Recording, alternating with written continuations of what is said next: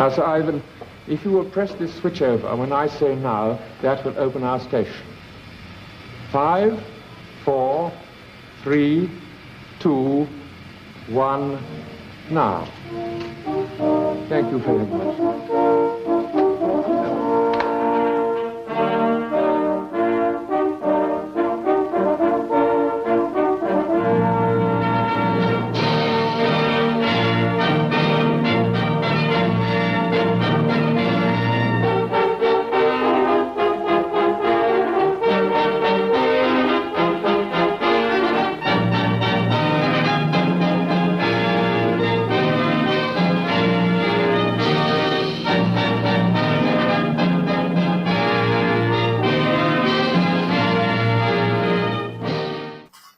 Hello guys, welcome to my second and last night of live streaming.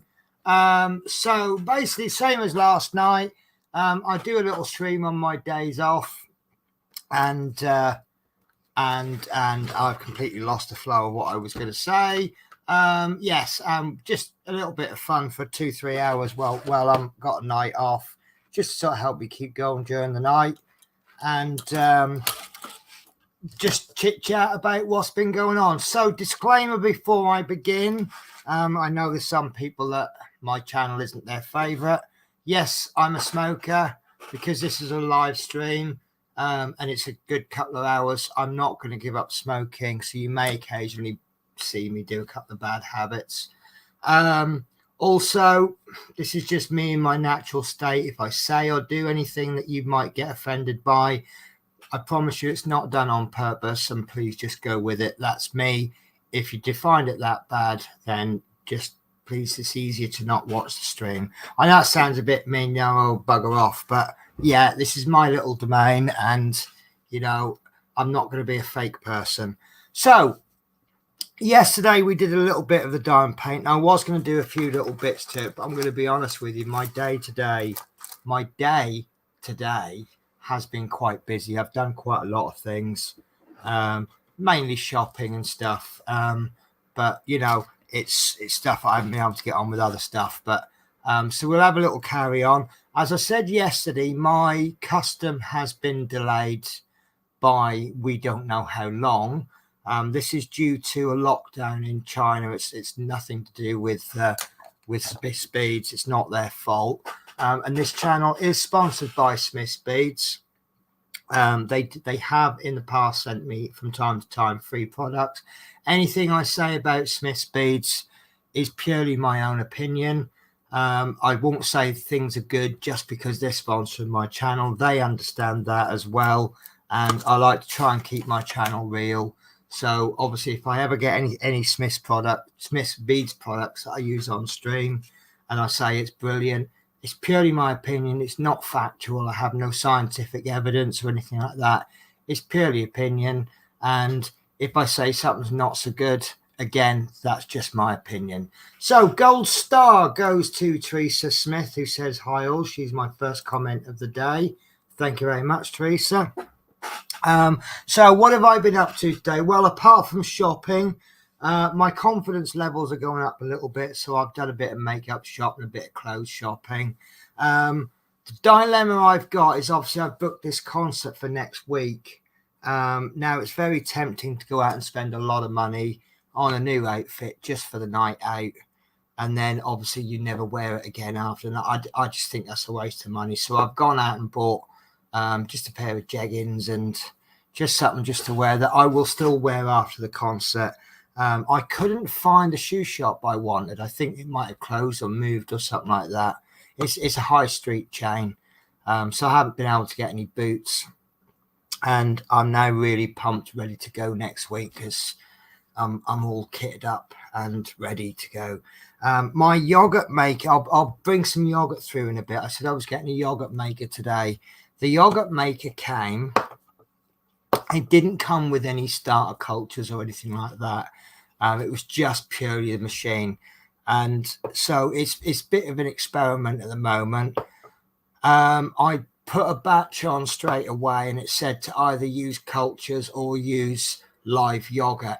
And what you do, this is the bit I don't understand. I suppose because the bacteria hasn't been killed off.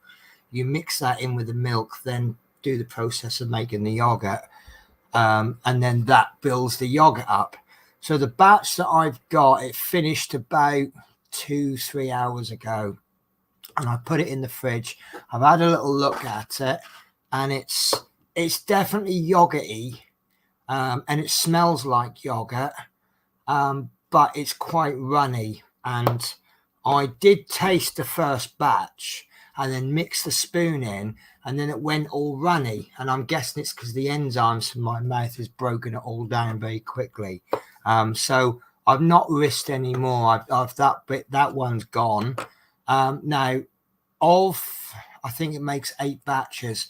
I put 2 or 3 back into the yogurt maker, and I put that on for a couple of hours to test the theory that maybe I haven't done it for long enough. And the other batch is still back in the fridge. Maybe it's not cooled down enough. I'm not sure. The other theory that I've got is maybe I didn't put enough yogurt in, like there's not enough cultures in the yogurt. So, you know, it's like when you buy something new, it's all trial and error, isn't it? So, you know, maybe I need to do it for 10 hours instead of 8. But I have actually bought some cultures from Amazon, and it says that what you do is you use these cultures, they're freeze dried or something like that. You put it in and then make it, and then this one is actually designed to, some of it is held back. It says like 50 milliliters, you have to hold back like 50 milliliters per half litre or something. Yeah, these pots are like 180 mil pots. I make a litre and then I'll add about 100, 200 mils. So I don't know. Like I say, it's all trial and error. But once I get it right, basically a litre of yogurt is going to cost me the exact same price as 1 litre of milk, which I think is fantastic. And yes, you can buy yogurts in the supermarket for cheaper, but you're not getting the real deal, are you? You get what, 200 mil pots for like 20 pence, which makes it about £1 a litre, and milk is £1.30 a litre. So how can you get a raw product, do a process, and then sell it for cheaper than the original product, unless there's something so yeah, proper yogurt is gonna, yeah, I'm gonna stick with it. But yeah, so Teresa said I was just gonna say it's all trial and error. Yeah, I suspect I'm probably gonna have to make 2 or 3 batches before I start to get it right. I did also see somewhere that there's a lot of factors like the temperature in the room, you know, the humidity, you know, the products, you know, maybe Scottish milk is slightly different from Cumbria milk, which might be different from Norfolk milk. You know, these are all things that can be a factor. So yeah, it's all trial and error. And I've come to the conclusion I have a problem with Amazon. Poor Amazon guy came this afternoon. He'd already brought my yogurt maker in the morning. Then he came in the afternoon with 3 boxes, and I just looked at it and I went, yeah, maybe I've got a problem with Amazon. So, so hi, Chris Davis. Well, did you get your, Chris has just been streaming and he's very kindly allowed me to help him. But I did say to him, I've got to leave by 9:30 because obviously I'm doing my own stream. And I feel quite bad because I left him and he hadn't finished doing his build. And I felt, but obviously I've got to do my stream. But yeah, I hope everything went well. So right, let's go table down and let's chit chat and just get on with it. So this is my camera not set up properly yet. There you go. That's a bit better, isn't it? So as you can see, I've not done anything to it since last night.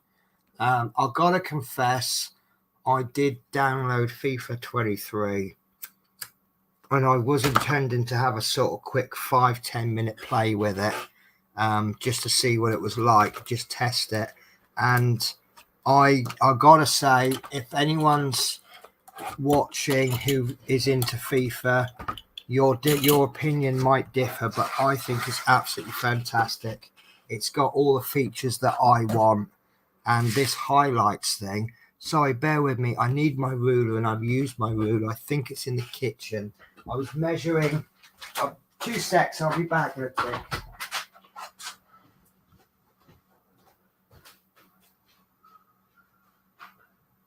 Was there anyway?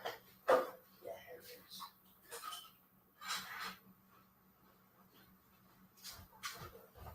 Yeah, I had to measure a fridge earlier, and I didn't have a tape measure, so I had to use my ruler and then sort of estimate it. Right, so what I'm going to do is, these are some of the things that I got. I'm now boated up in abundance because I bought, where is it? It's gone. It's disappeared. Here it is. So because I've lost some, I bought some more of these little Tic Tac trays. I needed 2, but I got 3 because that third one is always useful.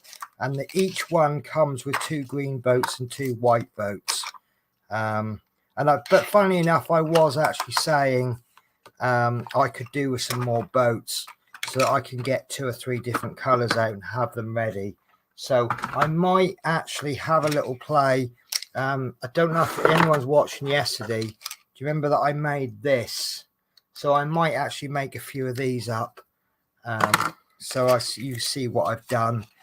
So I now own 6 white boats and 6 green boats. So that's kind of my wish come true. I bought a grinder. Now, I couldn't get a diamond painting grinder. Well, I could, but it seems that diamond painting products take like a week to arrive, whereas this particular grinder that's got a plant symbol on it, I don't know what that would be used for in regards to plants, but this comes on next day delivery. So the way this works, remember last week I was complaining that my drills were stuck together, and it's really, really simple process. Let me grab some drills. I think it was some of the 310s, wasn't it? So if you suffer from drills being stuck together, what you do is you get your drills and you put them into the grinder, spread them out a little bit, and then after you finish spilling them everywhere, you just pop the top onto the grinder, and you gently just give a bit of a grind, and then that separates any drills that have been stuck together. And then when you tip them out, you spill them everywhere. So there we go. And they should now be nicely separated. So hopefully, I don't say this very often, but hopefully I'll actually get a batch of drills that are stuck together, and then I can pop them in the grinder, and then you can see for yourself. And this was only a couple of quid, 2-3 quid. So it's a really handy tool to have. But unfortunately it didn't come in purple, so I just got the plain one. Obviously it would have been ace if it came in purple, but you know, have everything your own way. So ceramic cutter. There we go.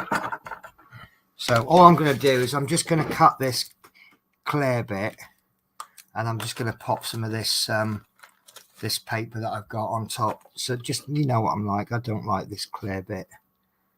It's a bit of a pain in the bum, so give it a fairly hard press, but not too hard. There we go, that's worked. So I can remove this, and then I can replace this with paper then. Doesn't have to be exact, but let's have that one a little bit lower. And I personally just find that a bit easier. Like I said in the past, some people prefer these. This is poured glue, isn't it? but some people prefer it. I don't. Let's keep it at that, and then we'll cut this down here. Oops. There is an art to doing this. You have, when you cut along the ruler, you have to have it slightly pointing in towards the ruler, otherwise it kind of goes off track. And the great thing about it is it really doesn't cut too deep, so it's not going to cut through your diamond painting. There we go. And then obviously I could cut all of this into equal squares. So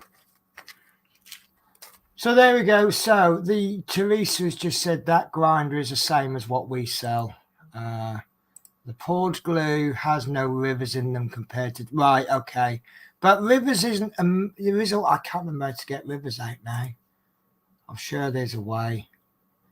Right, anyway, let's do a proper catch up on chat rather than picking and choosing which comments. So it's just going to say it's trial and error. Hi all. Broke switch not working, but every part is sorted. Right, so you're going to need to get a replacement part then, are you? Apart from the rubber mat. Right, hi Chris. The grinders are saying that we sell. Poured glue has no rivers in them compared to double. So now I can see why someone would prefer a poured glue rather than a double-sided tape. And then Chris Davis says, hello. Hi, Teresa. So, right, okay, let's... I also got some Bulldog Clips, and I didn't really know the size to get. And I have a feeling I got rather large clips. These are kind of giant size, but it all works. So, but also what I thought would be an idea is I keep knocking this switch. My new light pad's not coming till tomorrow, but I'm wondering if maybe I could put a Bulldog clip across there, and then that way it's going to stop me from accident, because that's where the switch is. It's a bit of a hassle to get to it. But once it's on, pop that clip there, and you see I'm now not going to accidentally knock it. And I thought I had three Bulldog clips out, but it looks like I've only got the two. So that's going to have to go up like that. So, right, let's have a little crack on. Let's make one of these boats first, and then I can show you exactly how easy it is to make them. So you need, there we go. Teresa says, running a crafting knife down the rivers. That's it. That's the one. I knew it was an easy way to do it. Yeah. Right. So to make my own type of thing, I mean, you can probably see how it's done anyway. You need one white boat, one green boat. And then you need, I'm using the best possible tools to go with, but there are alternatives. So first thing I need to do is find my side cutters. Unfortunately, sometimes my desk is such a mess that I put things down here like that. Right, so what we need to do is cut this little bit out first, and the easiest way to do it is with side cutters. And a little cut there, and if you got side cutters like mine, just cut halfway down and then cut the rest of the way, and then cut on the other side. Just where that change of direction is. Now for the trickier bit, you need to cut the bottom bit off. It's probably best to use a craft knife, and it's just easier if you just make little cuts rather than trying to do it in one cut. Just make lots of cuts. Each cut will then make it a little bit deeper. There we go. And then I'll just trim that just to make it a bit neater. like so. Check the fit. Now this isn't going to be an exact fit. You got a little bit of, actually that's not even nearly a good fit. That's a completely different boat, isn't it? Yeah, that's a completely different size boat. Right, we'll manage. Right, so now what we want to do is cut along there, just so we've got that much left. This isn't the best size boat for it. Now you can get yourself a steel ruler and just cut, but I've got a slightly better tool for it, which is a hobby saw, and I will just cut like this.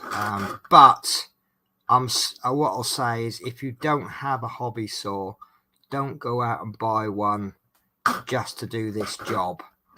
I have a hobby saw because I do scale models, and hobby saws are extremely handy for changing bits.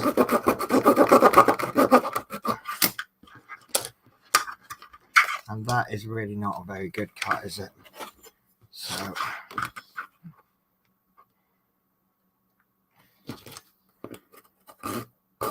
watch your thumbs, obviously. I think I've got a channel in there now.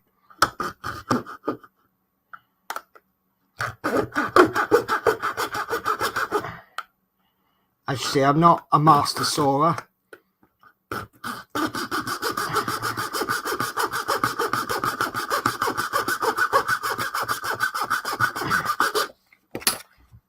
Do you know what? That's not even touching it. That's weird, isn't it? There you go, that's cutting through.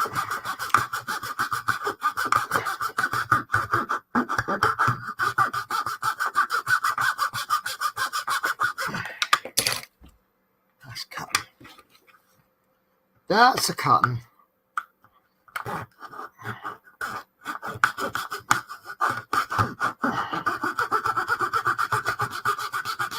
And you'll probably see in a minute why it's really important to have a cutting mat, because I noticed that you can't see it too well, but there, I was cutting one yesterday and I took out part of the self-healing cutting mat. It's not self-healing when it comes to a razor saw.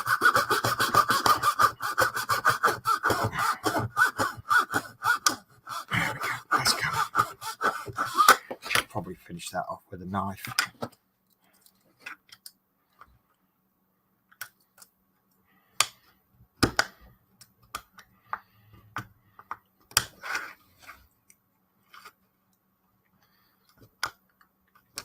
I'm just trying to keep this nice and smooth. If you have rough edges and you catch your fingers on it, it can hurt.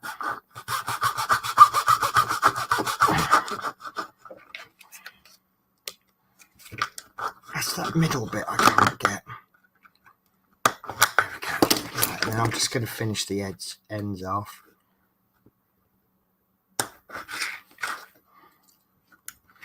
Oh, I made a job of this, haven't I? Right.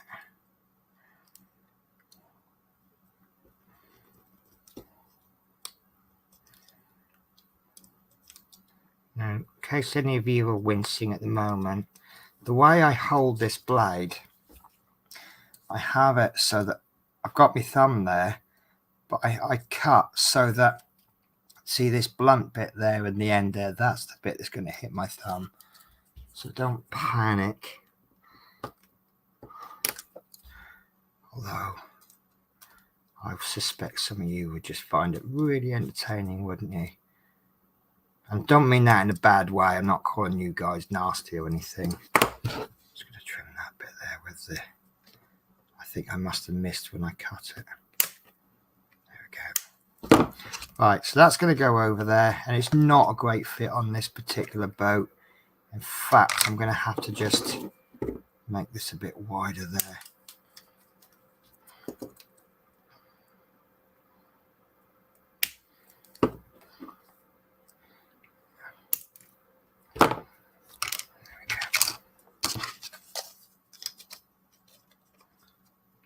almost perfect. Right, so I'm just going to bend these bits in just to make it a better fit, and there we go. And then what I'm going to do is I'm going to put some super glue along there. It's not a great fit. Some boats fit better than others. This one, it's almost like it's made, but see this white one, oh, it is the same size, but this boat is a different size from that.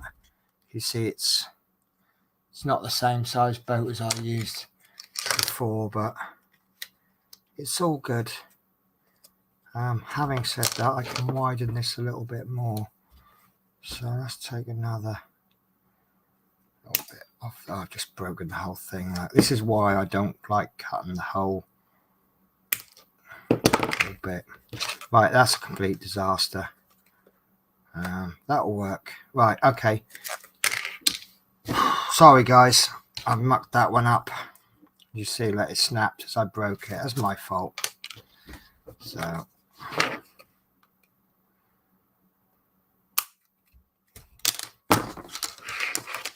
right, okay.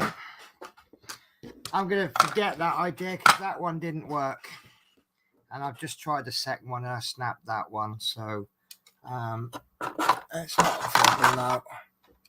So I'm just going to use those white boats. So as you know, sometimes things go well on this channel and sometimes they don't. Right, give me about 10 seconds. I'm just going to get a couple more of these Bulldog clips. I want one more actually. Oh, stuck in the living room.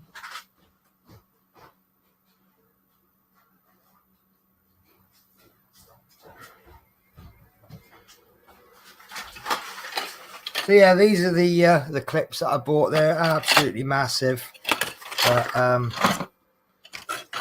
you know me, I'll make them work. But saying that, I haven't got my new light pad yet, so they might be absolutely perfect for the new one. Right, so let's get some DPing done. Right, so running a craft knife down the rivers helps just to score and flatten it. How are you, Chris? I'm good. You? I'm good too, thank you. Good to hear, Teresa. There we go. So, oh, do you know what? While I was in the kitchen getting the Bulldog clips, I could have got the yogurt to show you, couldn't I? Never mind. Right, DP pen, and so what we after? P's first. P is 939.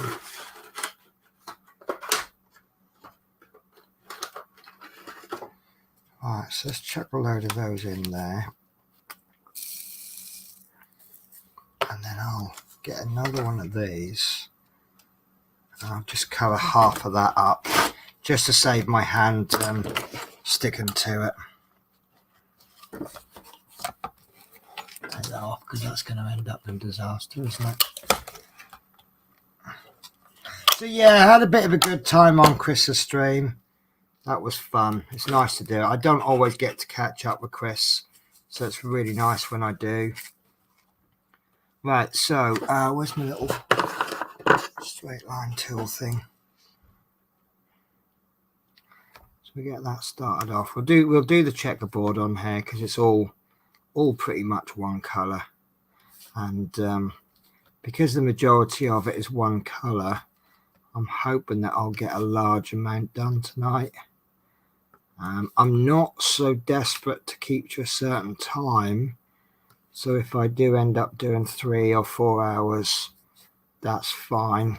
Although I have got to get me lunches ready for the next, because I'm doing a block of 6 days work. Excuse me. And it's each block, it's like each trip that I do is a 2-day trip.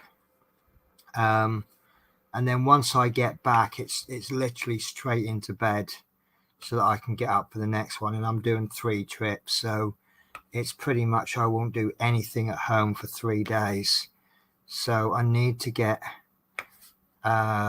me lunches prepared. What I'm doing, was it you I was talking to, Teresa? I'm going more for like pasta salads for work because I can't cook anything. If I want hot food while I'm away, the only way I'm getting that is to buy takeaway. And the whole point of me making dinners is to save money. So I've got these, they're like two containers, like designed for like the sort of meals on wheels. What would you call it? If you make meals for people that can't get out of their house, and then you stack them up and then you deliver them. It's those sort of containers that you would use, and this is a two-way container, so I guess you could put like a main course in one side and a dessert in the other. But what I'm going to do is I'm going to fill one side up with pasta and then the other side with a little bit of meat or something, chicken or seafood sticks.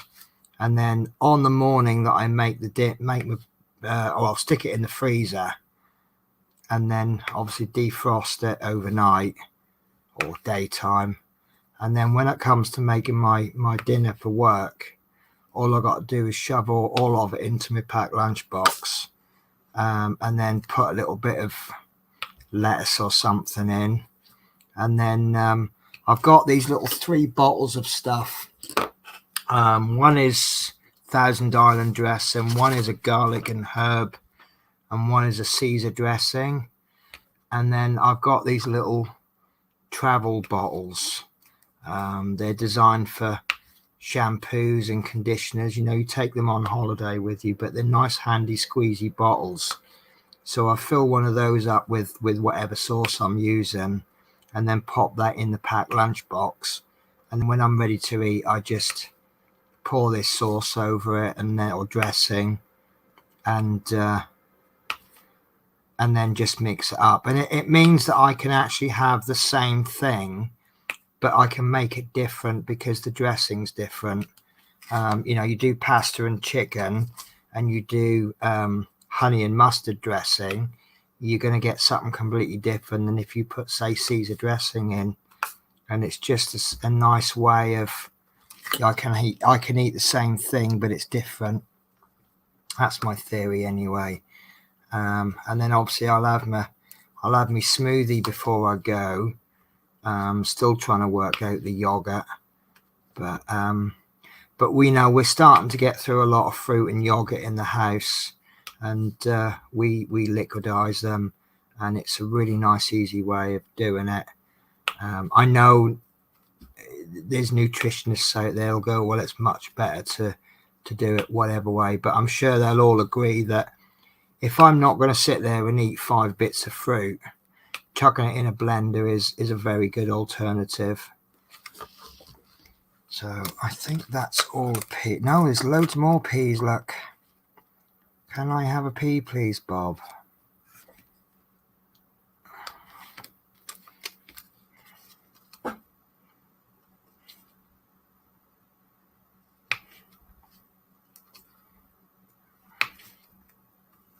So yeah, so tonight I got a load of washing to do.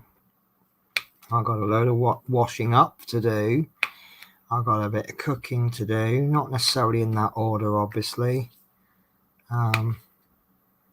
But yeah, last night I didn't do too bad for staying up. I popped to bed about 5 o'clock, just got a couple of hours. And because I had to be out for 9. Which normally on when I'm on a night shift I would be sleeping during the day, but I got back about 12 o'clock, and then I got into bed and I was woken up about 6 o'clock, because let's just say my lodger, lovely as he is, he's not the most quiet person in the world. He probably made more noise making a pizza than I did making a full cooked Sunday dinner. So I am struggling a little bit, but I really need to keep myself up all night. so that if I don't sleep during the day, then I'm going to be tired at night time. So other than that, no funny stories to tell you because I haven't got anything since yesterday. So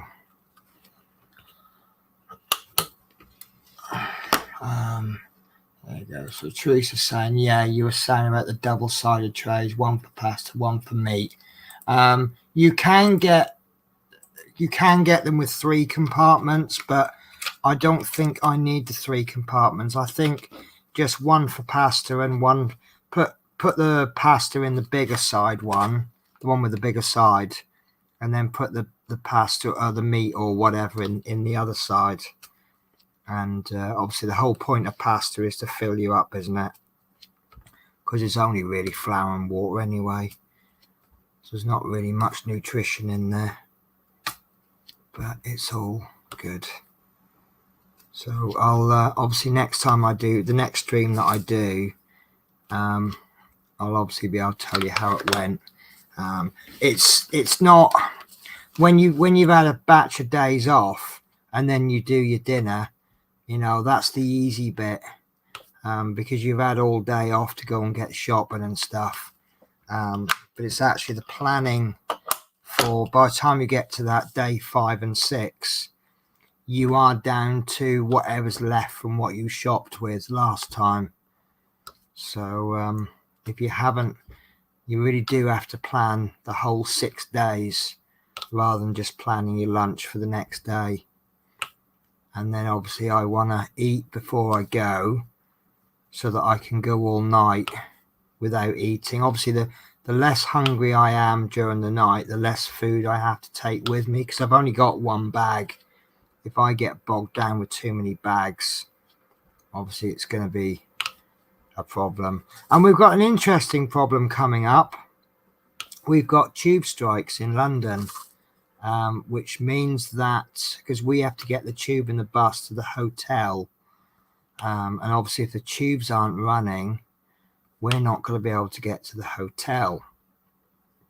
And it isn't always as simple as just get a hotel that's closer, because we need to sort out the changing of the drivers for the buses. Now my boss is working very, very hard to find us suitable hotels. I don't know if I told you, but he did find a hotel closer to the bus station, and we gave it a try, and there were a lot of hygiene issues. I know I keep saying I think I was probably the only driver who got a decent room. I didn't have any major problems.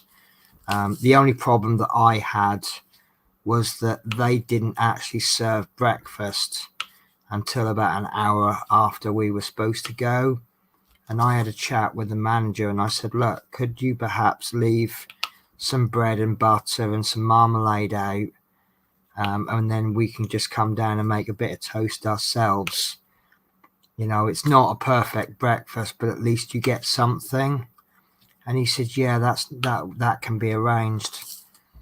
So the power of talk, hey? Who'd have guessed it? Rather than moaning, you know, some people they just moan at every opportunity, don't they? And then you get other people, and I like to think I'm one of them, who rather than moan just discuss and say, well, why is it like this, and how can we change it?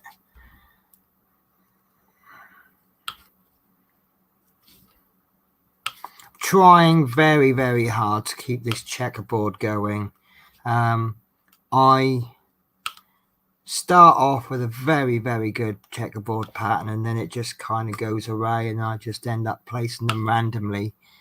I'm trying to keep it nice and neat, just for the neat freaks out there. But when I come to fill in the gaps, it will just be done randomly.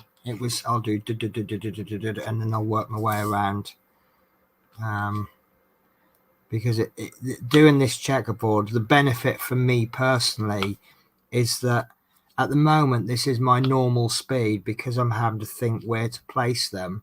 But when I come to do the rest of it, it actually goes in quicker because you don't need to think about placement. You just go, there's a hole, bang, and it goes.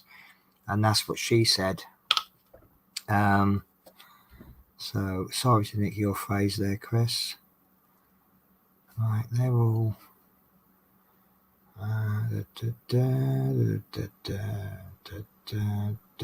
put one there, and that's it for that one. So shall we go all along with the peas? Should we get all of that done, at least with the peas? And then I'll go, once I've done half of it, I'll then go over it with the H's. And then I'll fill the peas in, and then I'll do the rest of it.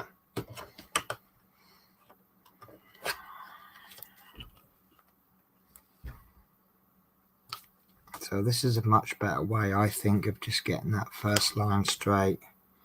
And I think it's important to get that line straight, because most of these drills will be lined up against a previously placed drill. And if your previous drill isn't spot on, then it's all going to go from there, isn't it? So we've only got 4 people today. Right, if you don't ask, you don't get. Do you know what? I have completely lost the context of that comment. I'm pretty sure that's relevant to something I said. Do you know what? My mind is obviously on the blink today, more than normal.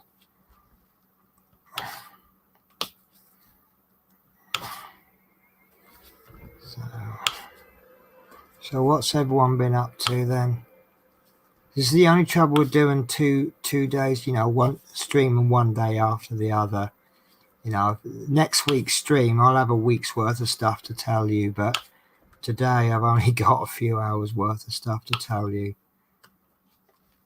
Because I think I got just about everything out yesterday, didn't I? So I'm just going to take my top off because... Oh, the breakfast time. Yes, of course, yes. So, yeah, the breakfast time in the hotel...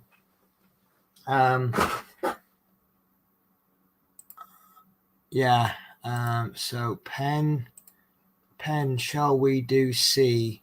Shall we do C, Si? Si, Si?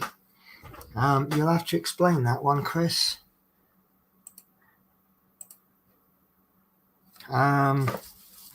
Yeah, because I'm not 100% sure what you mean there. Is my brain not functioning today? There seems to be a lot I'm not understanding today. I'll tell you what, the shopping I've done today, I've met some very, very nice people in potentially embarrassing situations. I went for a bra fitting. Oh, there's a U there. I nearly filled that in with a drill. So I went for a bra fitting, which is, in all fairness, is probably more embarrassing for the shop assistant than it is for the person. And I popped into Body Shop. I've had makeup off them before. I don't use a lot of their makeup, but there's a few products that I do like. And it's just I ended up spending about, well, she gave me a discount because I joined their club. And I ended up spending 60 something quid. But she chucked a few freebies in, which is never say no to freebies, do you? But yeah, they're all very nice, and it's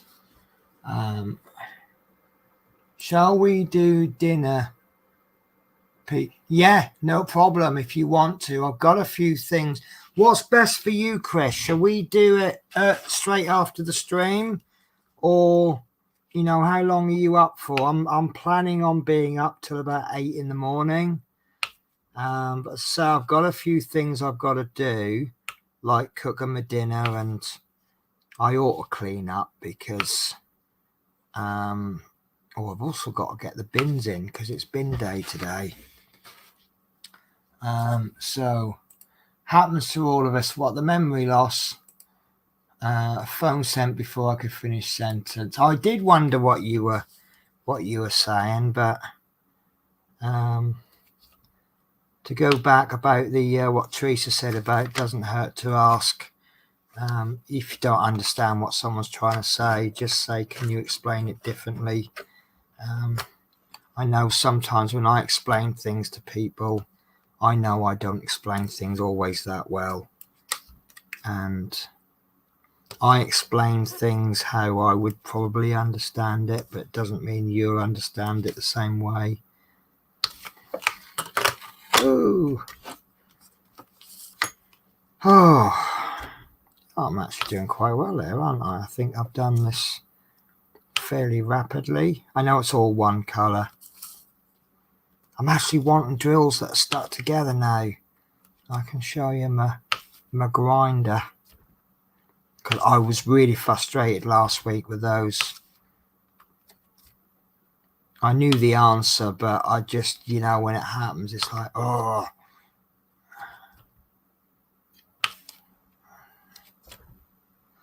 So, and yeah, and of course, another advantage of using this backing paper, I can actually hide the design up.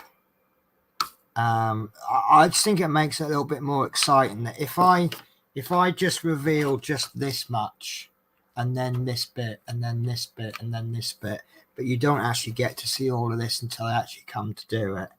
It's like, and you're waiting. You can't wait to get this next bit done so you can reveal another piece of the picture. It's a little bit like remember that quiz show catchphrase? You can't wait till they, I don't know what it is. I need another guess. So can't wait till they reveal another piece of the puzzle. I mean, obviously, I can just lift the whole thing up, and I probably will do, because when you buy something, the first thing you want to do is check the quality of it, don't you? There's no point me getting 4 months down the line and going, well, actually, there's a bit of a problem here. I've half finished it, but now I want my money back. I think that would be a little bit unfair request.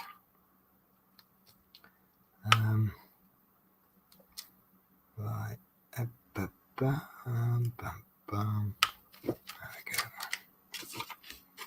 Now, let's get this top corner done, get that over and done with.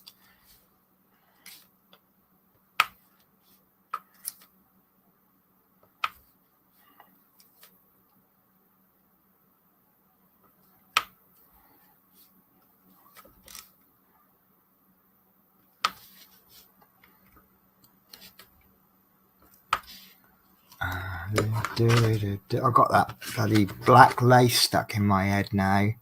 The songs, Agadoo and Superman. Because someone's other stream brought them up, didn't they, Chris? It's really funny with Chris's streams. They kind of get out of control, but in a nice way. But it's definitely a case of, if you haven't got a sense of humour, please don't watch Chris Davis.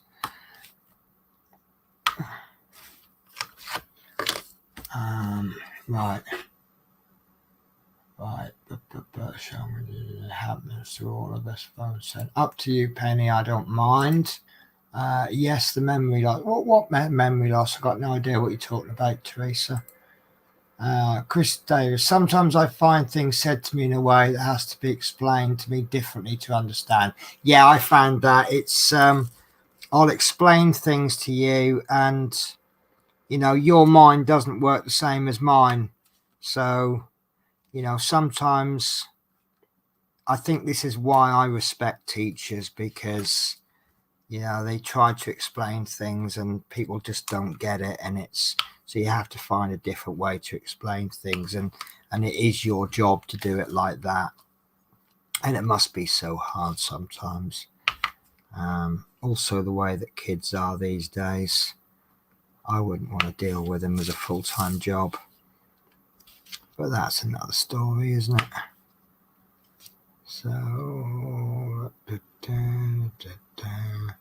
right, I'm just having a mouthful of coffee.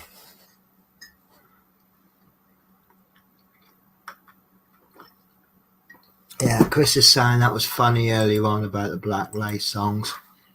Yeah, we just, the way that stream goes, it's, you know, we just lark about, and then every now and again we do actually do some building, don't we, Chris? But then that's the fun thing about live builds, isn't it? You can do. But it's something that we were touching on yesterday about, you know, how pre-recorded videos are, right, let's get down to the business of what it's meant to be. Whereas live streams are a little bit more, you're watching for the person more than the actual subject matter. And that's certainly the case with Chris. So I think you need a bit of a personality to do lives, don't you? Otherwise, it's just not really interesting.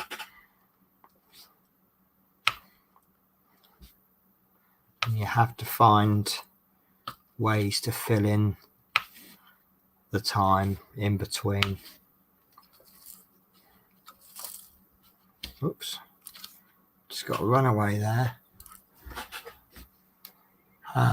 Yeah, we do, Penny. So I did actually find myself a couple of times going, right, let's do a bit of building, shall we? You did really well on that, Chris. It was, as we've said before with part works, sometimes you get big chunky ones that's, you know, you bang a couple of screws in and the job is done. And then sometimes you don't get many parts, but it's quite a technical issue. And I like the technical issues because you're sitting there working things out. I mean, the issue that Chris did tonight, there was the issue about the brake and the accelerator pedal. And I love that issue because I'm sitting there going, well, I'm pretty sure these instructions are wrong. And I know it's wrong. It's not great. It's not great for the, you know, for the service that if it's wrong, but the problem solving that I have to do then is something that I enjoy. Now, I know there's some people that buy things and they just want to be able to just grab the screwdriver or whatever and get on with it. And there shouldn't be any problems with it. Yeah, and they're not wrong. But I'm very much this isn't right, what can we do about it kind of a person. So there we go. And Chris says, I do enjoy lives and doing models, and I do my best. And you do your best, Chris. I thought you were the trouble, what I noticed with tonight, it was hard. Sometimes when you get technical issues, they do look hard. And you can see that people are having to work hard on it. I think tonight was one of those issues that it was harder than it looks. So you could be forgiven for thinking, oh, whatever's Chris doing, which is why I did make a point of saying, you know, Chris, you have done very well. And I mean that. I won't say things that I don't mean. Don't know if that's... so yeah, if you have a good show, I'll say that was a good show. And if I think you've had a bad show, I probably just won't say anything at all. Not saying that it's a bad show if I don't say anything. It might have just been I've forgotten, but or didn't get the opportunity to. Right, is that bees coming in there, or are they all peas? You know how you stare at a letter or something for long enough and it kind of starts to look like something else? But it can't be, because B is grey and bees are not here. There we are. The bees are down there and the symbol looks completely different from that. That's green with white writing. These bees are grey with black writing.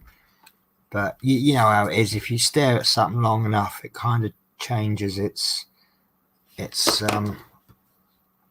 just changes. So bear with me a sec. I want to do the old, if I can find it. Guess who hasn't put things... Here we are. Right, I just want to do that Sharpie trick I did last night.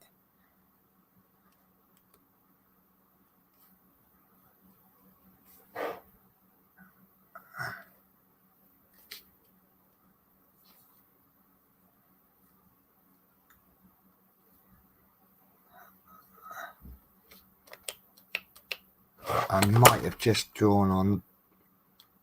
No, I haven't. No, got that dead right. See where the line hasn't quite come out straight, so I've drawn it underneath there. But as it come up, it's come up a bit, so it's kind of gone through. I was a little bit worried there. I'd drawn on the actual design. Not that it matters, because it'll get covered up with the drills, but obviously you try not to make the mistakes. I'm wondering whether to just shift this along a bit. Trouble is, then I'll cover up the power button on the light. Yeah, I don't really want to do that. Let's just do this bit and then we'll see how we get on. Right, so if I don't know why I just tipped more of those in there, but if I put that in like that, I'll know which ones they are. And then H's, which is 820, which is another lovely colour. I do like the 820 colour. What's that, sort of a royal navy blue? But I do think the 8, no, that's 93. I do like the 939s. It might look a bit black, but it's a dark blue, and it's dark enough to be practically black, but it's light enough to not have the properties of black. Right, so let's get a bit of balance paper in there. The good thing about doing the checkerboard now is that if you touch it, it now doesn't stick, because there's enough drills there to stop the sticky from being exposed too much. But obviously where you got a large area like here, it's just best just to pop something there, because I'm going to put my hand there as I come across and do these. So I'm going to do all my H's. I'm probably not really checkerboarding them too well, but does it actually really matter?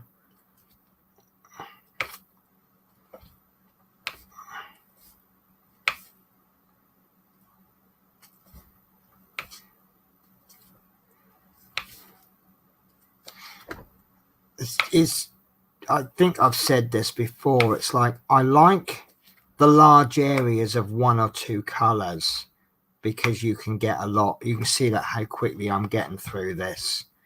But at the same time, I like the areas like this, because that's where you really build the detail up. Oh, I was going to contact Natasha. Oh my God, I'm a useless person, aren't I? I was going to contact Natasha about coming on the show.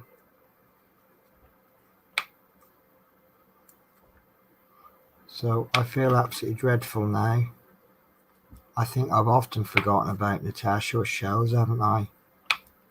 I know we had her on a show before, and then the next week someone had said, oh no, Natasha this week, and I'm like, oh my God, I forgot.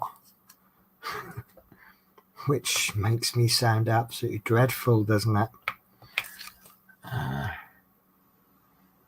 I am a horrible person sometimes, but not deliberately.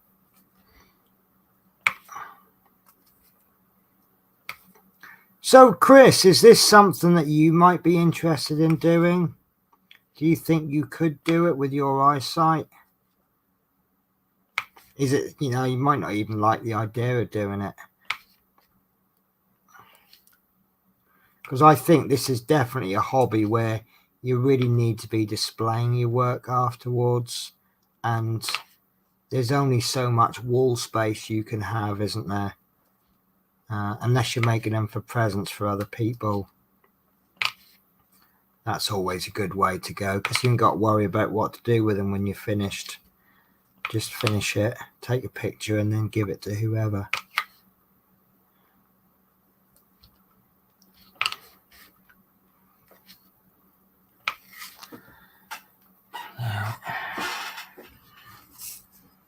God, I'll be honest with you, I'm fighting the tiredness tonight. Although I do have a little secret weapon, which is something I've had for ages. It's a product called Elderflower Eye Gel. Comes from the Body Shop, and it's, you rub a little tiny bit on your eyelids and it tightens your eyelids a bit. What do they call it? An astringent. And it, you know how you if your eyes are a bit heavy and you feel tired as a result, if you just put a little bit of this on your eyelids don't feel so heavy, and then you yourself don't feel so tired. I suppose it's your body's automatic reaction to go, oh, my eyes are a bit heavy, I need to sit down and rest. Just see what... Oh, come on. My phone's decided to not recognise my fingerprints. Oh, that's my friend from work.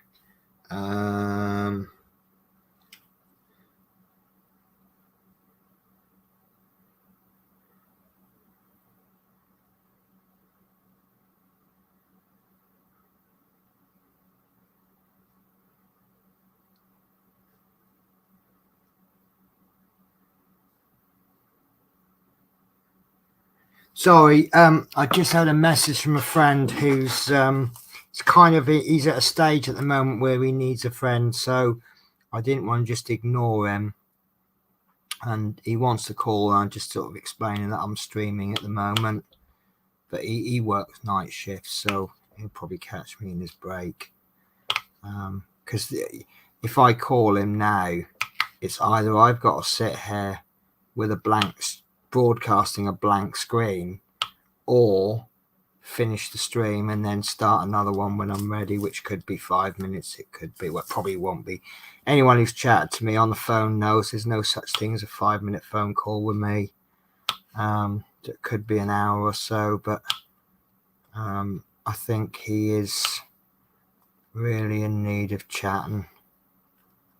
He actually works for the company that I used to work for, and I think he's just gone through a phase of life's not treating him the best hands, from the deck of cards of life at the moment.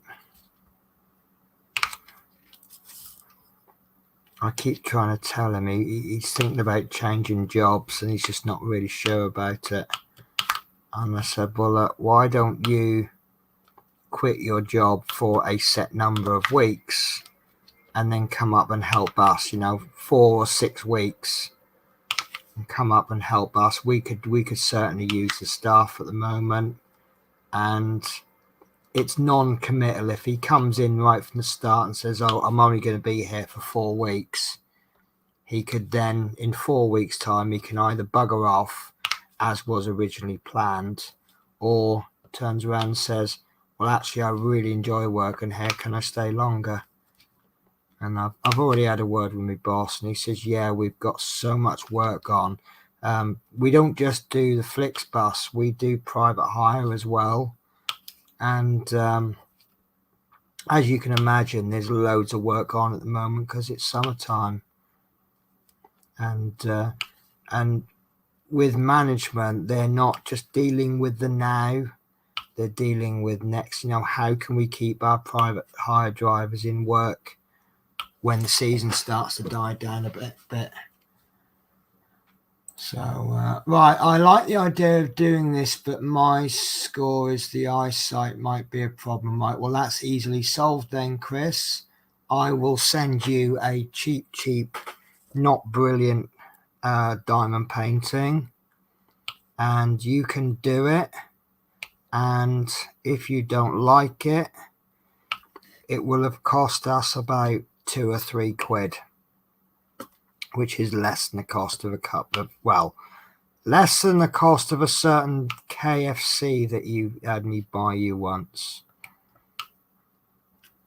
What was it? You had Big Daddy meal for about 7 quid off me, didn't you? Although that is worth it, actually. Because I think the Big Daddy meal from KFC, I think you must get one of everything on the entire menu. And you do come out feeling rather ill if you eat all of it. But yeah, if I drop you a little something that's only cost me, to be honest with you, a lot of these cheap ones that I bought, like I say, these Fansel ones, I bought them just to have a look at. It's far too much for me to do.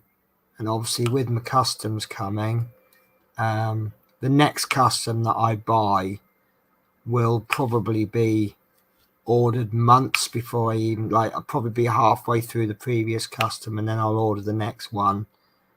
So there's even, you know, even longer limit. The speed at which it needs to come will be reduced. So obviously if there's any problem, and I think that's a sensible way to order stuff anyway. You know, if it's estimated to come in 3 weeks and you don't need it for 2 months, you're not going to be bothered by any potential delays then, are you?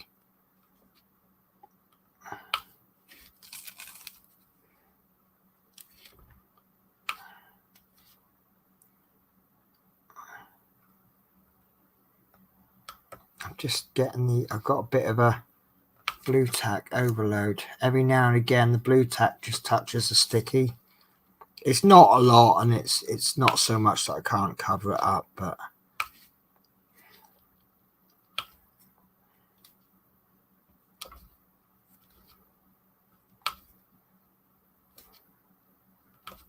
oh, I've ordered some hobby glasses.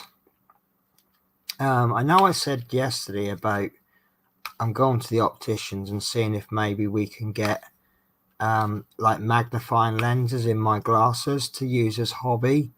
But I saw these glasses and they weren't very expensive. Just see if I can find them. £14, and they've got 10, 15, 20 and 25 times zoom. The glasses that I've got at the moment, which I can't find the actual holder for, the strongest lens is 3.5 times. Can you see how strong that is?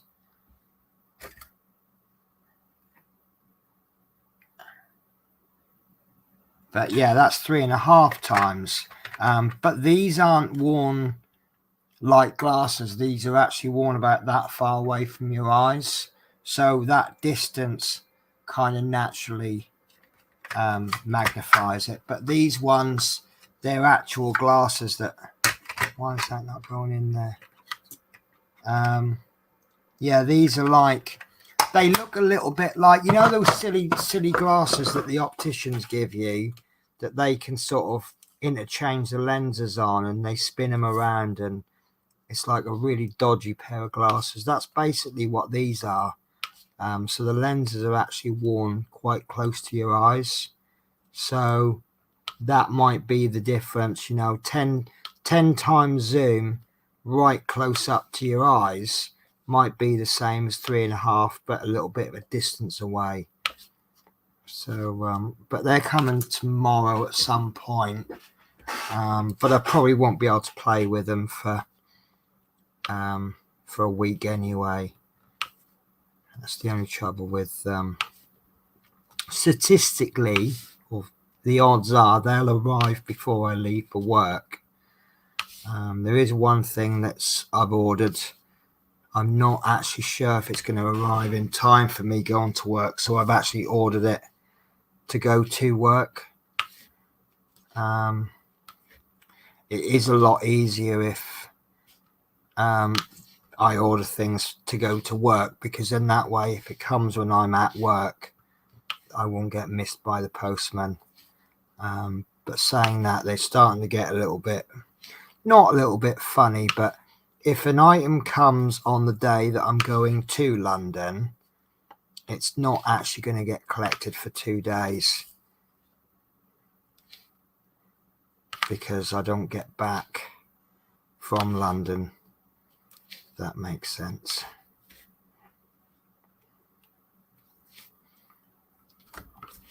That's coming, isn't it? That's a coming. I I think I am just going to go. In fact, I've gone a bit too far on that one. That's not a problem. That's fixed easily enough. We just bring this one down.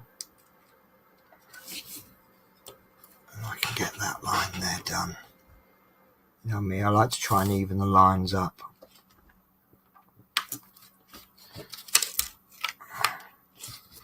There we go. Right, so that's 820s. Oh, do you know what? My heating's not on, but it feels very warm.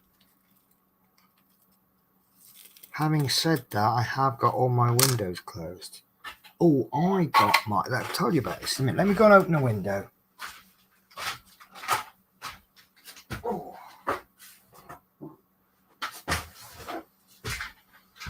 Oh. Sorry about that. Right.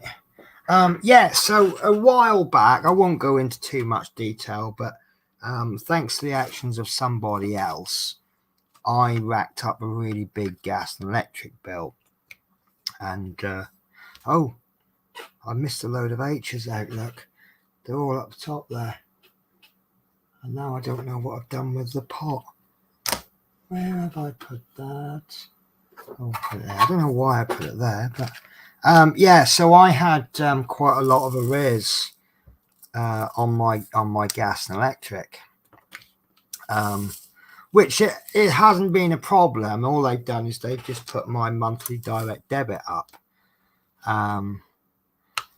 But obviously we've got this cost of living crisis, and that's worrying me a little bit. I'm on a fixed rate deal. So my price of my electric hasn't gone up, and it won't go up until March or April of next year.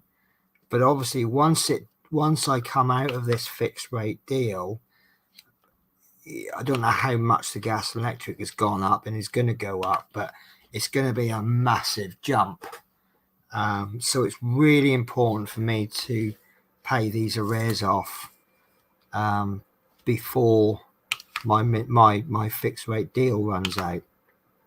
And I took a meter reading. I try and take a meter reading every week, but at worst every month.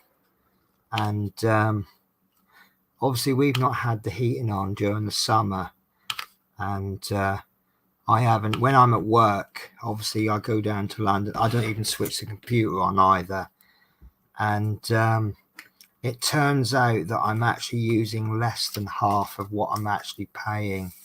And had I actually waited an extra couple of days and took the meter reading after my monthly payment had gone out, I would actually have been in credit.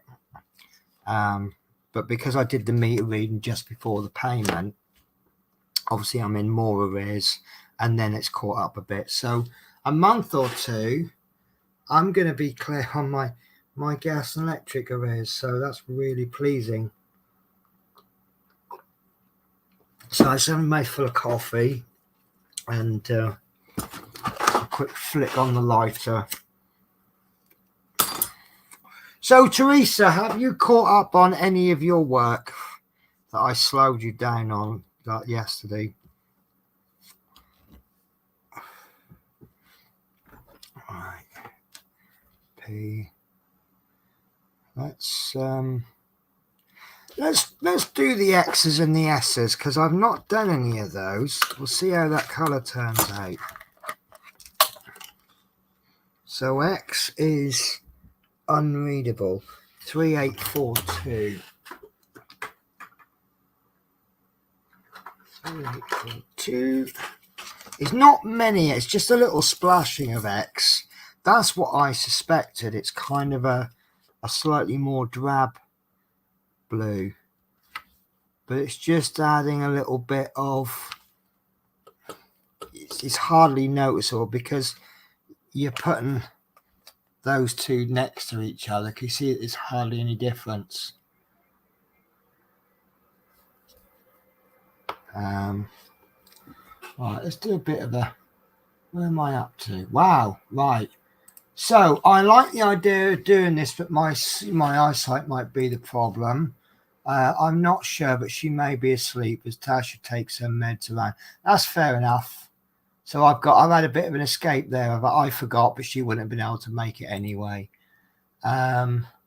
Mike, hi all, I'm back from dropping Helen back home. How is Helen? Is she still as naughty as always? She's a little minx, isn't she? Chris Davis looking nice, Penny. Yeah, this is the thing is, if you look at this bit that I haven't done, it looks nice. But where you see where I've put the drills on, it looks better. So, yeah, it's nice. I like it anyway. So Chris says, hi, Mike. Mike says, Chris Davis World, hi, I hope you're okay. I'm good apart from the bad news. Sounds like a song as well. I caught you. Oh, good. Even if you just catch up on a little bit, you're not as bad as you were before. Mark Fit, how are you? It's quite funny. Mark added me on Facebook. Turns out I've worked with Mark in the past. And I said yesterday, the name rings a bell, but you know, if you work at a lot of places, faces and names, they crop up again, don't they? I actually work with a guy called Michael Anderson, and I know about 4 Michael Andersons. And it's like when you see he actually joined the company about a day after I did. So they do the rotors. They list the drivers by payroll number, and your payroll number is just one more than the last person who joined the company. So this guy's got a payroll number of 1 higher than mine. So he's always underneath me on the rotor. So every time I looked at my rotor, I'll see this name and I'm like, Christ, is he a bus driver now? And then you realise it's a completely different Michael Anderson. So, but yeah, so Mark friended me on Facebook, which allowed me to see his profile picture. Now, I've not worked at Norwich now for 20 years. So I saw his profile picture and it's like, yeah, he looks vaguely familiar. A lot more familiar than just the name did on its own. So that's quite interesting. But on the strength of yesterday, he's a very welcome addition to my channel. Right, so that's those. I quite like that colour next to that one. I think that comes up a lot. I seem to remember it came up a lot on my wolf, but you can't really see much difference. It just adds a little bit of subtle shading. I'll bring it up to the camera. I know there's one there and you just really can't see much difference, but it just adds that smooth transition. Right, so B, S, not B. I think I am tired, aren't I? When you can't tell the difference between a B and an S, you might be having a problem. 995. Oh God, that's a bit different. You can't really see the color difference like I can.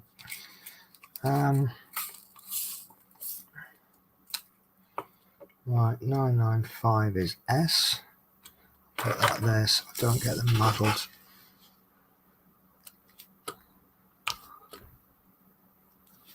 Oh, do you know what? That is not as harsh a color once it's actually on the pattern.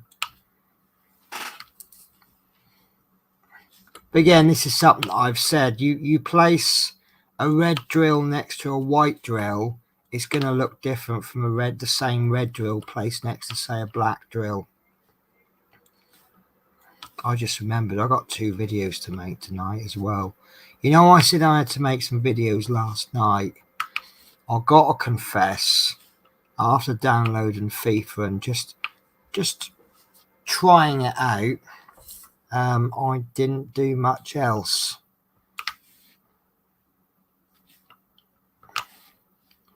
So yeah, I was, but I really like it. I really do like that game. I know we try to avoid football, politics, and religion, but I'm saying the new FIFA is got the features that I want, and I really do love that highlights. It actually makes. I said that the level that I play it on, I might be like 10-0 up at half time, and I really don't want to play the second half because it's just more of the same. Do you know what? That's an S. I've got no. They're all. Do you know what? My eyesight's gone, isn't it? They're all S's. They were looking like B's. I like to say B is a grey. Yeah. So you play a game and you're 10-0 up at half time, and you think, oh, I'll just sim the game. And then so you sim it, and then you win 10-2, and you're like, that wouldn't have been the score had I actually played it. But this one with the highlights, it's I was playing a few league games, and I had it on the same level, and one of the games I drew 1-1. Because the majority of the opportunities, they were all defending opportunities.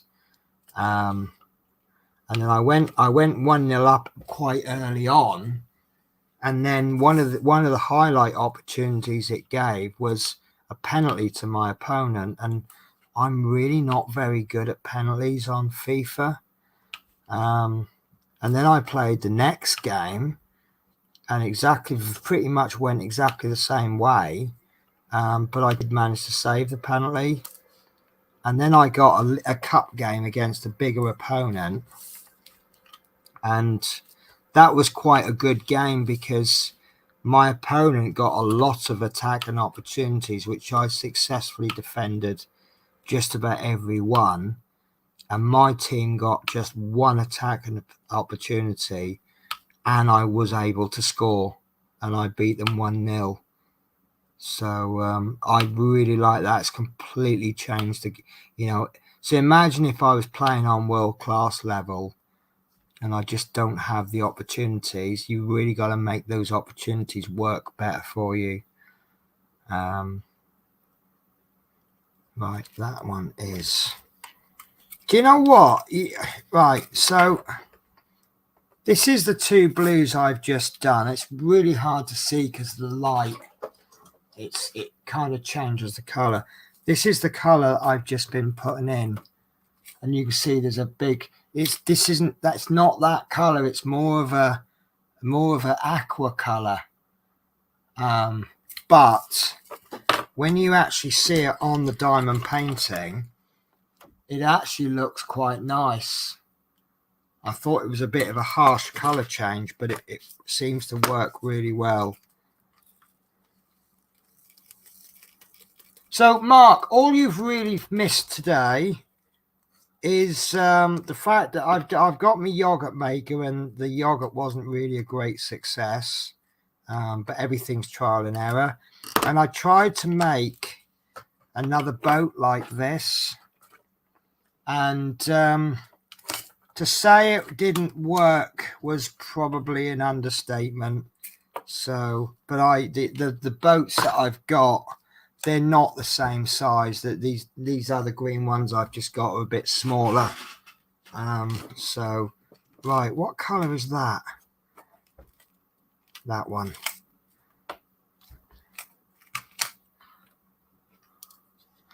Right. See, I need to push that light up.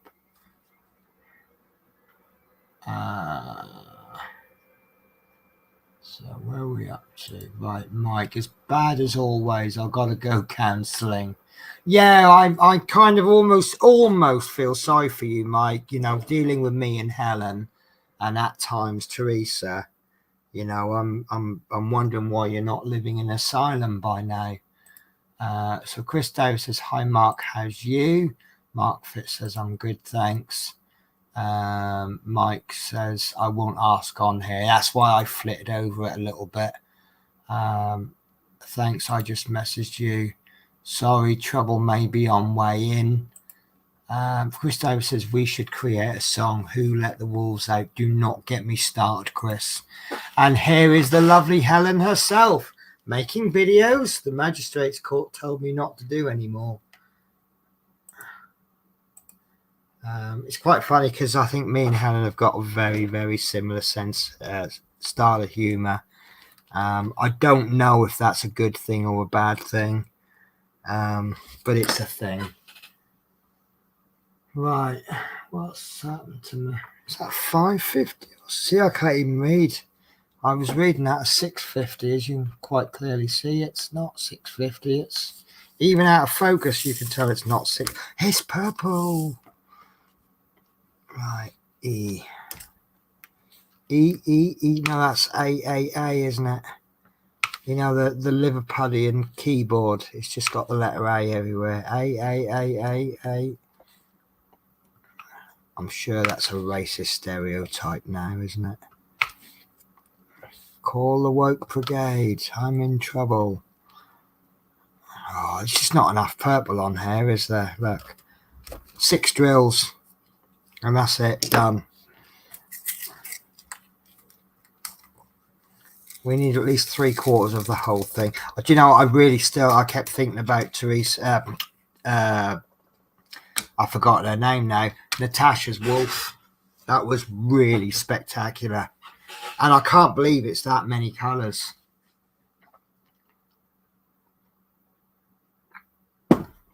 Oh, right. So, Chris, this sounds like what we said. And how's you, Helen? Right. Oh, sorry. I feel awful. I forgot to put my banners up, look. So I will just say again, my show has been kindly sponsored by Smith's Beads. Their website is www.smithsbeads.co.uk, and a little bit of waffle in there, but they don't just do diamond paint and stuff, they do craft stuff. And if you order today, well, if you order up to October, you can put in the discount code penny15, and that will give you a 15% discount at checkout. So service is wonderful, cannot falter. They're honest about the products. I actually asked them a question the other day. I can't remember what the question was, and I said straight up answer to a straight up question, and whatever it was I asked them. And because they know, I mean, they could say, oh yeah, you need this and this, and they've got themselves a sale. But if they've advised you because they just want a big sale, they know you ain't going to come back anymore. Whereas if they give you better advice, they might only make a small sale, but in the long run, they've got the customer, haven't they? And that's the way business should be done. You know, I'll make a shop work for my first sale, but if I'm satisfied with that first sale, I will keep going back. We have another shade of blue.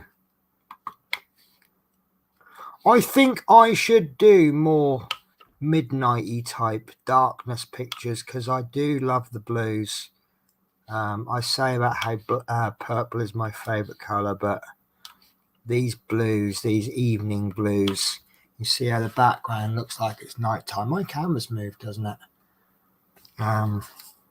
They really work for me. At the moment I'm on, look at this, 5 shades of blue here, and they're all very similar. And I've just forgotten what I'm working on. 4, which is 311, which is this one. And then we've got this blue as well. So just this bit here, it's got 5 shades of blue and a purple. Could you ask for any better than that? 4. I am deliberately missing that head out. If I make good progress on this, we can finish the head off at the end. I'm sure I missed a bit. I always have, so there aren't many of this particular colour.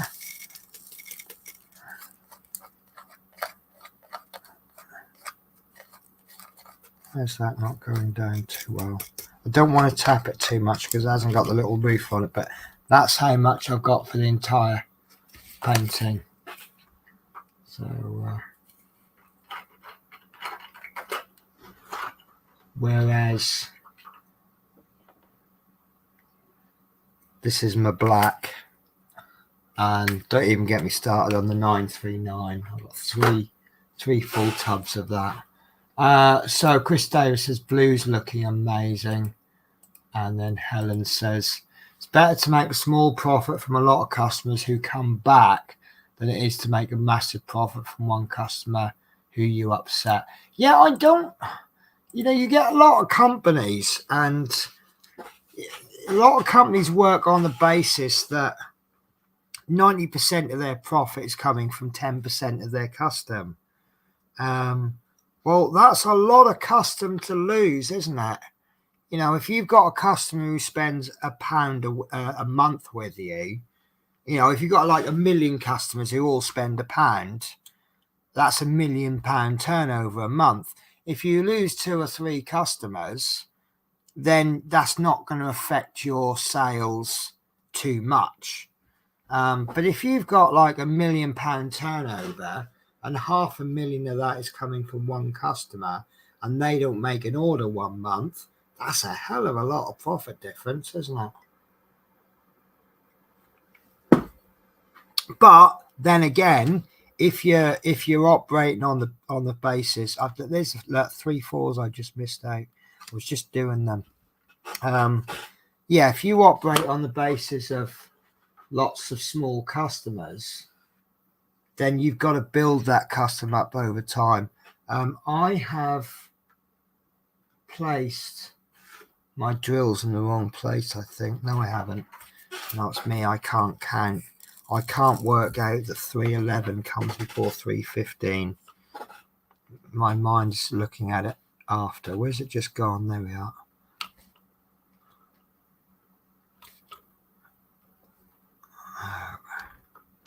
Do you know what? I might have to just take a couple of minutes out and just rub some of that stuff in my eyeballs. In my eyes, not my eyeballs. My eyes are really heavy. Bear with me a sec, guys.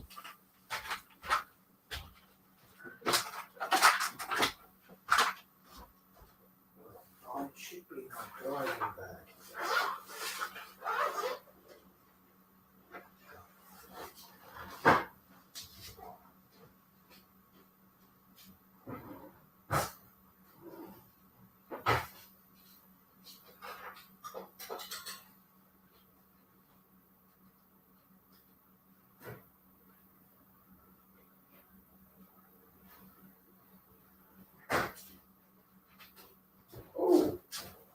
This is interesting. So I've just remembered that as I'm getting up, I might as well just pop to the fridge.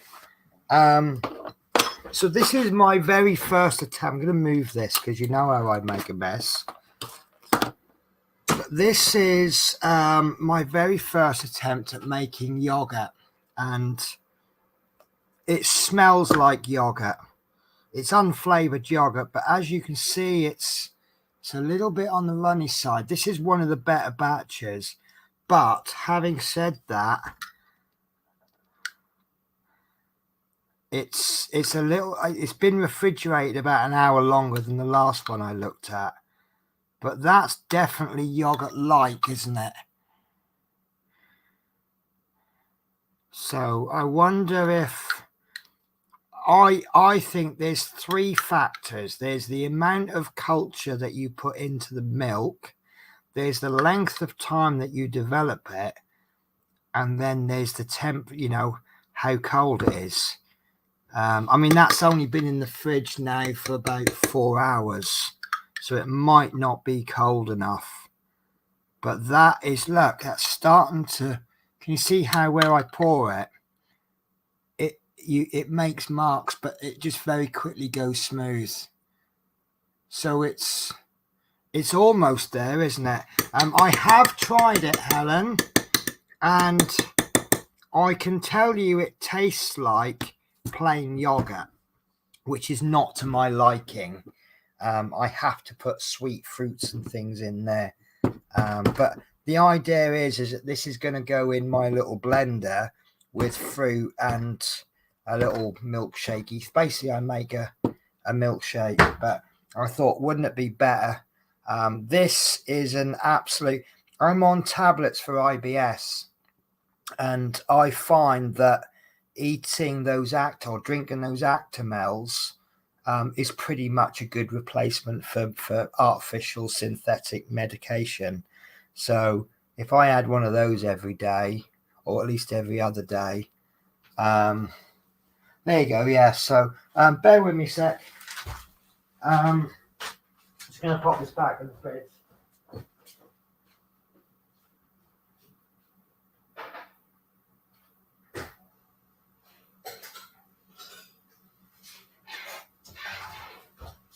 Oh God. Oh, I just without even thinking, I just licked the spoon before I put it in the washing up bowl, and it is most definitely yogurt. It is. It's not hot. It's not warmed up milk. It's definitely yogurt. But yeah, no. Right, so I'm fine, Chris. Thank you. Good to hear, Helen. Try it. Practice makes perfect. Yeah. I don't know if you watched every bit of this stream, Chris, but I did say, like most things, that was my very first attempt at making yogurt, and I would be very surprised if I made it perfect the first attempt. My target is to maybe the 4th or 5th batch to be as I want it. So if I get the 2nd or 3rd batch right, then I think I've done well there, and I'm happy. Sorry, just do you know what? Had this for ages, and I just realised I've had this years, and I just realised I didn't know it comes with a little instruction leaflet. I never knew that. This is what I put on my eyes when I'm tired. It's Elderflower unperfumed cooling eye gel, and it cools the eyes, and it's also got foreign language on it. There's the ingredients. I'll probably have to read them to you. No, that's just extra, but yeah, I didn't realise it had. Never noticed that on there. How bad is that? Made in Germany. Doesn't say. Yeah, I think this is one of those products that you're going to discover by accident, but it is absolutely amazing stuff. So if you've got heavy eyes, you only want, I put on, see, normally where it's got, if you do that with it and you end up with a little bit in the lid, that's probably enough for both eyes. And I'll just rub that on each eyelid, and it just tightens the skin up a little bit on the eyelid. And if you're tired because you've got heavy eyes, that's perfect. If you're tired because of lack of sleep, it's not going to do anything for you. But I quite often take some form of caffeine, and it doesn't wake me up when I know that's not that my body's not tired. It's my eyes. So anyway, right. So yeah, this is exactly right. You can drop some honey in there. Honey and a little bit of yogurt is spot on. That's what I'm going to be doing with my little smoothies. I call them smoothies, but the way I do them, they come out more like milkshakes. Just a couple of handfuls of fruit in there, mostly milk, so it doesn't go too thick. Now my lodger, he puts oats in his, chops the oats down a little bit, and it's surprisingly good. And I'm actually considering being a little bit brave and starting to put a few vegetables in there. It's all being blended together, so maybe a little bit of kale. I know kale gets a bit of a rough deal, doesn't it? Because it's like one of the favorite foods from vegans, but it is a good vegetable, and I like the taste of it cooked, at least, anyway. So yeah, it's just one of these things that you just give combinations. Beetroot is a fantastic thing to put in smoothies, and the color is wonderful. The only drawback with beetroot is that I absolutely detest the flavor of it, so that's no good to me. But don't put pickled beetroot in. I don't think that works. So yeah, now that is actually, I forgot about that. If I make a curry and it goes a little bit hot, drop a load of yogurt in, and it really just takes the heat off the curry. Anything spicy, and I really like the taste of spicy food, but I can't handle the heat. So a nice way around that is to have a nice spicy, like for example a biryani or something, and if it's a little bit too much, just drop a load of yogurt in, and you've still got the flavor, but you don't have the heat. Pineapple, Mike, if you got a bit of a thing about pineapple,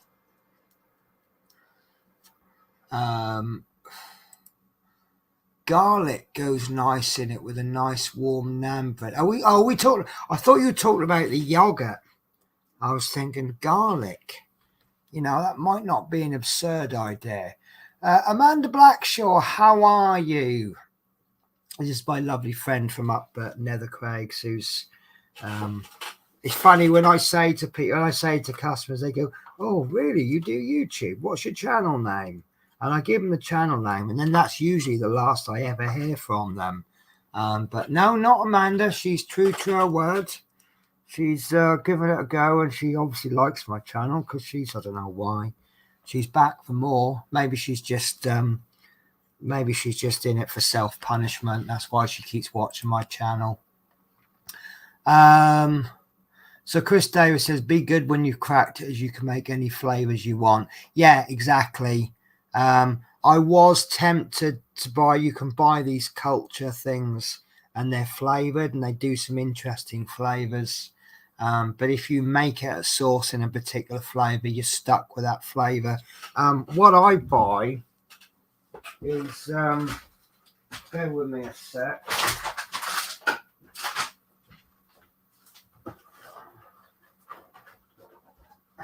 So this came about a few years back.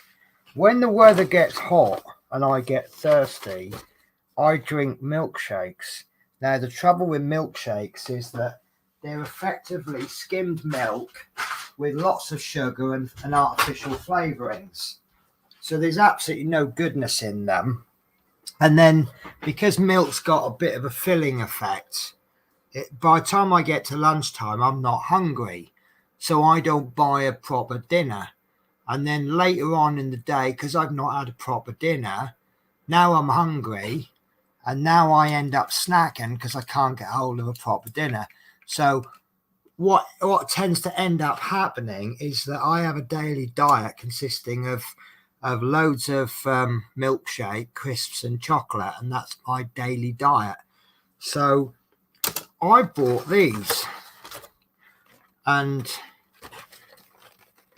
that's really the only flavor I really love. But a couple of years ago, they introduced these two flavors. And so what I do is I've got one of those little blenders. This isn't the slimming one. The little bit of a secret for you. Slim Fast, they contain laxatives. And that's how they reduce the calories, because it goes through your body so quick. Your body doesn't have the time to take the calories in. This is, I'm a little bit confused that they're now calling it Slender Plan, but this is a meal replacement rather than a diet thing. And it's got various vitamins and things all added, and these are really good. So yeah, what I'm planning in the mornings is a load of fruit, for whatever flavors I want to put in. I like to make it a little bit different every day. Pop one of those in. Not sure how cafe latte will go, and I'm wondering what the word surprise means. You always sometimes worry about that. Cafe latte surprise. Do you really want a surprise in your latte? I don't know. But yeah, they work really well for me. And then because I'm drinking the milkshakes and they are quite filling, it holds off the hunger till after work.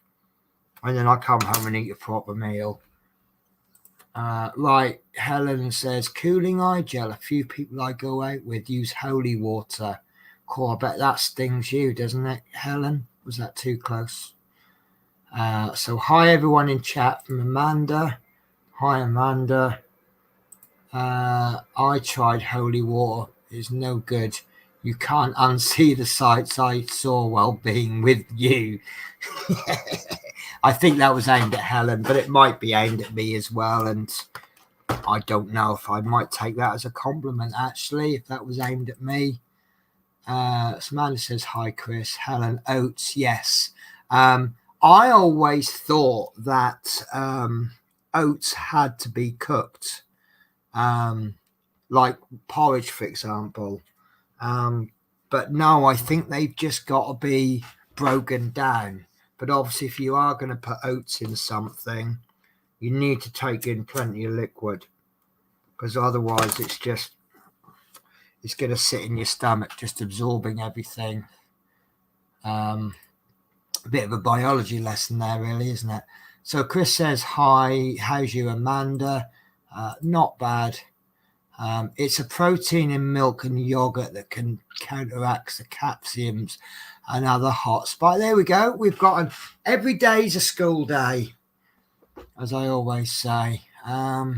Yes, garlic and yogurt dip, but a garlic and yogurt dip is a savoury, isn't it? See, the thing is, garlic has really good health benefits, but would you drop a clove of garlic into a strawberry milkshake? Yeah, this is what I'm saying. You know, if you put, I don't know, strawberry and kale smoothie with a drop of garlic in, does it run the risk of? I don't think so. I don't think milkshakes and smoothies are meant to be a savoury. That's just my opinion. I bet Mike from SpongeBob if he likes the pineapples. Not at all, LOL. I find it intriguing. Yeah, okay.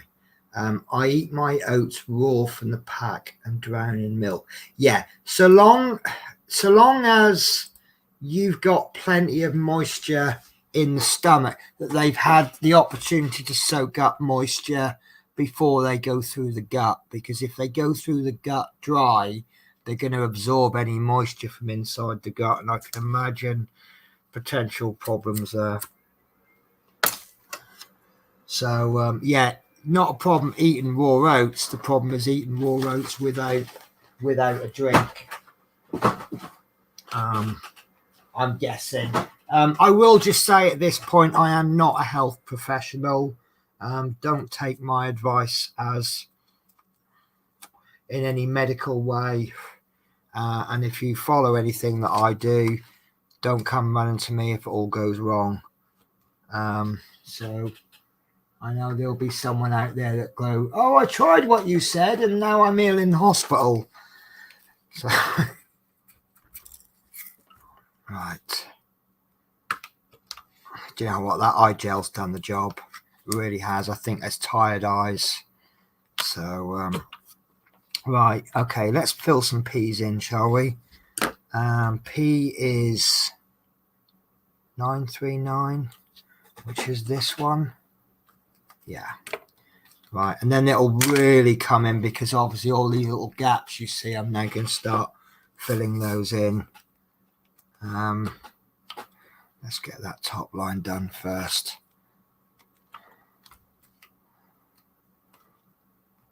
So just use me a little straight line. Any straight line will do the job.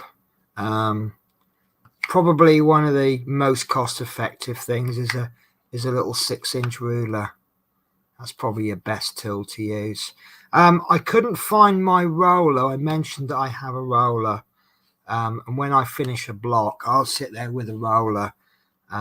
so I couldn't find it. So I bought another one, and that's coming, I think, tomorrow. So it's a little bit late for this week, but who knows? 2 weeks of streaming diamond paintings, and I'm finally starting to get myself organized again. So that's something, isn't it? You only really need to use this straight line on the outside, because once these outside ones are placed, they then help to line all the rest up. So it looks like it is a bit fiddly doing it like this, but once it's done, it's done. It's a little bit like when people do jigsaws.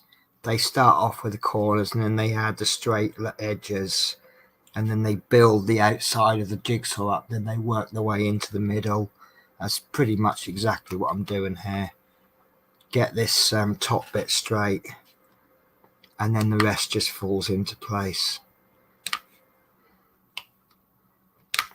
And obviously putting too many drills in my little pot doesn't help at all, does it?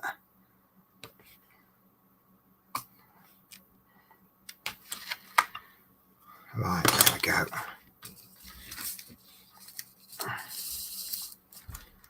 Right, so this is the one that, whereas I've placed them all in a nice checkerboard pattern, I'm not placing them, the rest of them, in any particular order. It's just I pick up a drill, I look for the letter P, I bang it in, and if it's over there, it gets put over there. The first one I see is over there, that's where it gets put in. So as you see, it's looking fairly random, but I do like these areas of same or similar color, because you just get so much of it done so quick. And then you have a little session on doing detail, and it's the detail that slows you down, but that is where the detail is. If the whole diamond painting was like this, I'd have it done in half the time, but I don't think it'd look that good.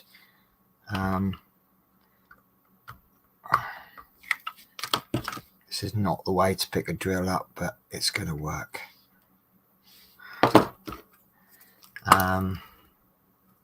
So Amanda, is this something that you do or something you would do? Are you here for the stream? Are you here for the diamond painting this time round? I just imagine that she's sitting there going, oh, I just finally put the kids to bed. I just want to sit and chill. And then for some reason, she's put my stream on.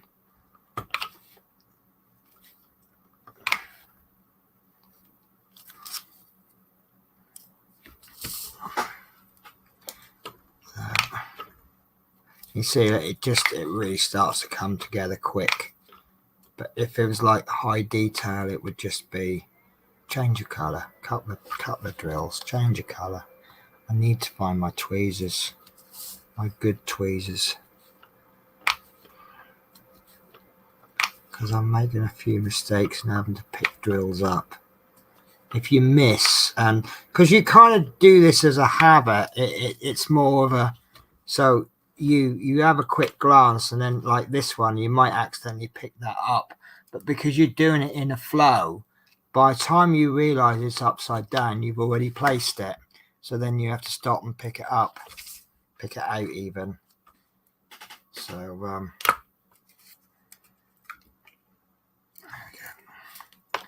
Found a stray. So right, let's see if I can get into auto mode.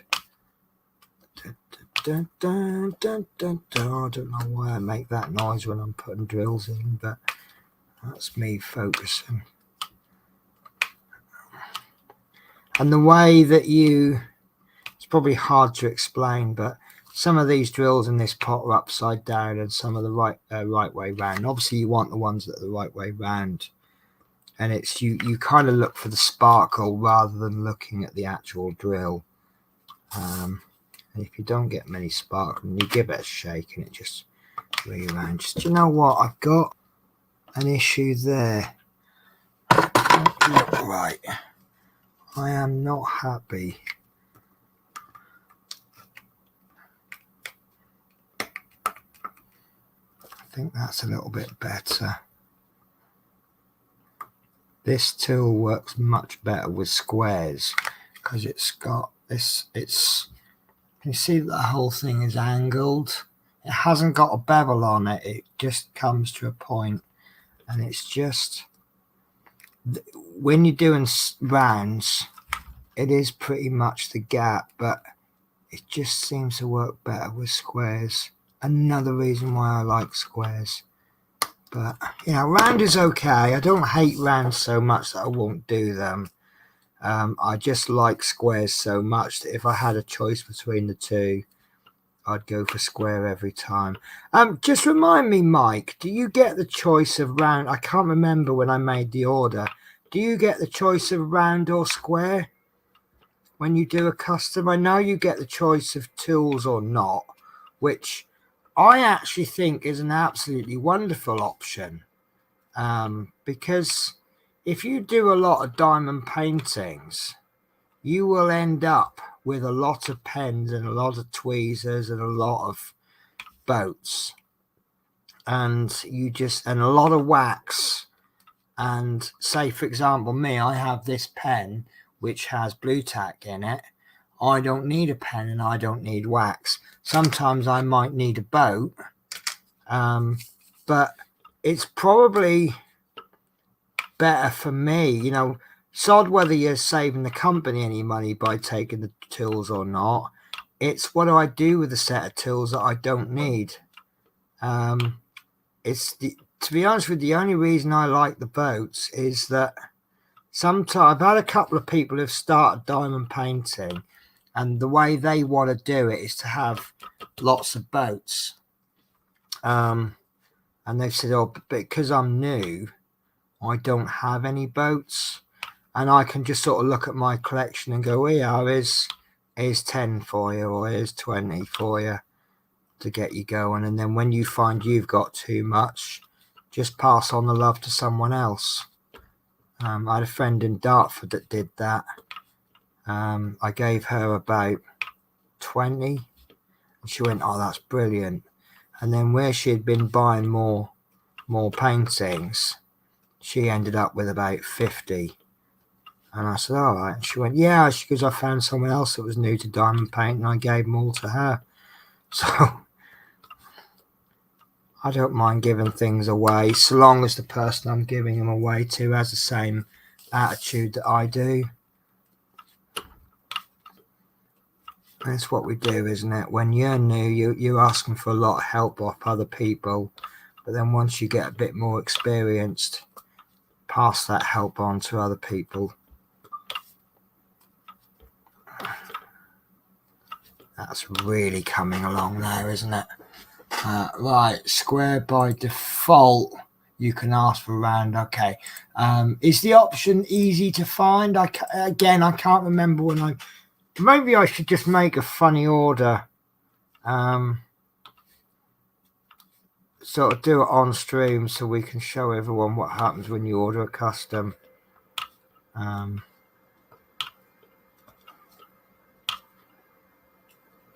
Actually, I am going to ask you that, Mike. So let's say I'm a customer. I have a picture and I want to order a custom. I haven't spoken to you before. Do I then place the order and then you end up getting in contact with me regarding the picture? Or do I have to do I upload the picture, or do I need to email you? Shall we do it, guys? I'll make a custom order, but up to the point of checkout. So let me find the page because I don't want to give away my secrets on my browser. So again, I don't think customs are very expensive. All right, so first message on, and is that I just dropped the keyboard. Is that clear on the website? Right.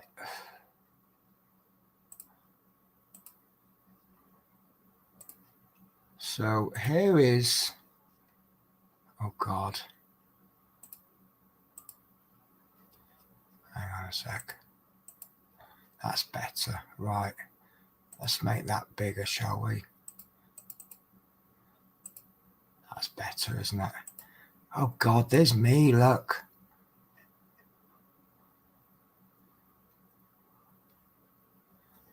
Oh, how embarrassing, look. Right, let's take that right off. So this is the Smith Speeds website. Click the blue F. Where's the blue F? Right. Where are we? Right, so custom diamond painting kit. So here we go. Custom diamond painting created for your picture. Click through for instructions. So we'll click on that and click here to send us your photo by PM on our Facebook page.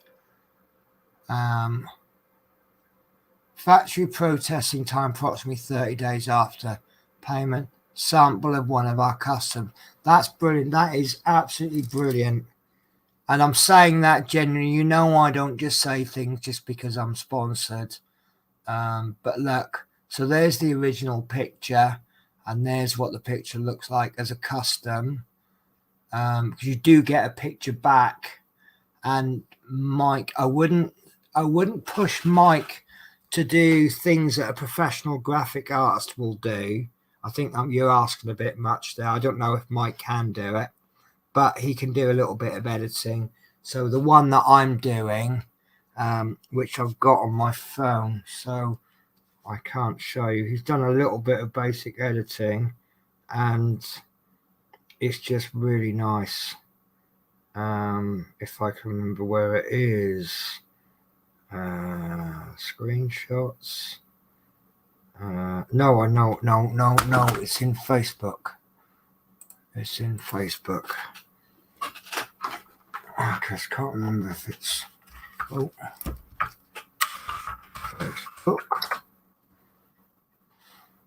It's going to unshare the screen for a sec just in case anything pops up that I didn't want you to see. There's probably not anything, but plus I can't seem to find Messenger. Right. Where are you, Mike? There you are. Right, there we go. So open image in new tab. Open image in new tab. Right, so Mike's actually sent me two renders. One is this one. This is my original picture that's been converted to. No, that's my original picture. Sorry, I told a lie. And then what Mike has done, as you can see there, he's blurred the background out just to bring more emphasis on the actual coach. And I think that's made a hell of a difference. You see, I mean, you've got the background, and which is nice, but you know, just by giving it that little bit of a blur, it just brings more focus into the actual coach. So that's nice. So but yeah, so I guess obviously what he's going to do is, once you've done all of this, so you click there and that takes you to the Smith Speeds Facebook page. Hit the message, there we go. That brings up the message screen, and then you can type, I'd like a diamond painting, brackets, it's Penny, really ignore this for the show. And then let's find a random picture, shall we? There we go. So there's my picture sent. And then at some point Mike will do a render for it. And that's how easy it is to get a custom. And let me show you. Look at this.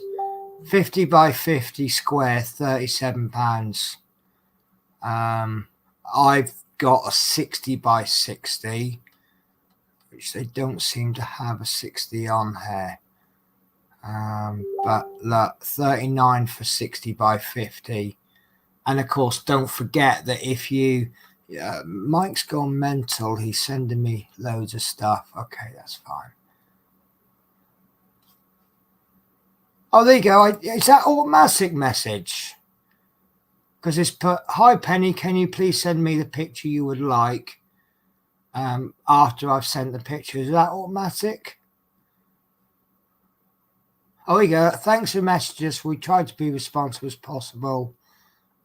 Yeah, so I do like these auto responses because it makes it look like you're on it. But yeah, look, so there's the prices, and I really don't. Let's find the biggest one.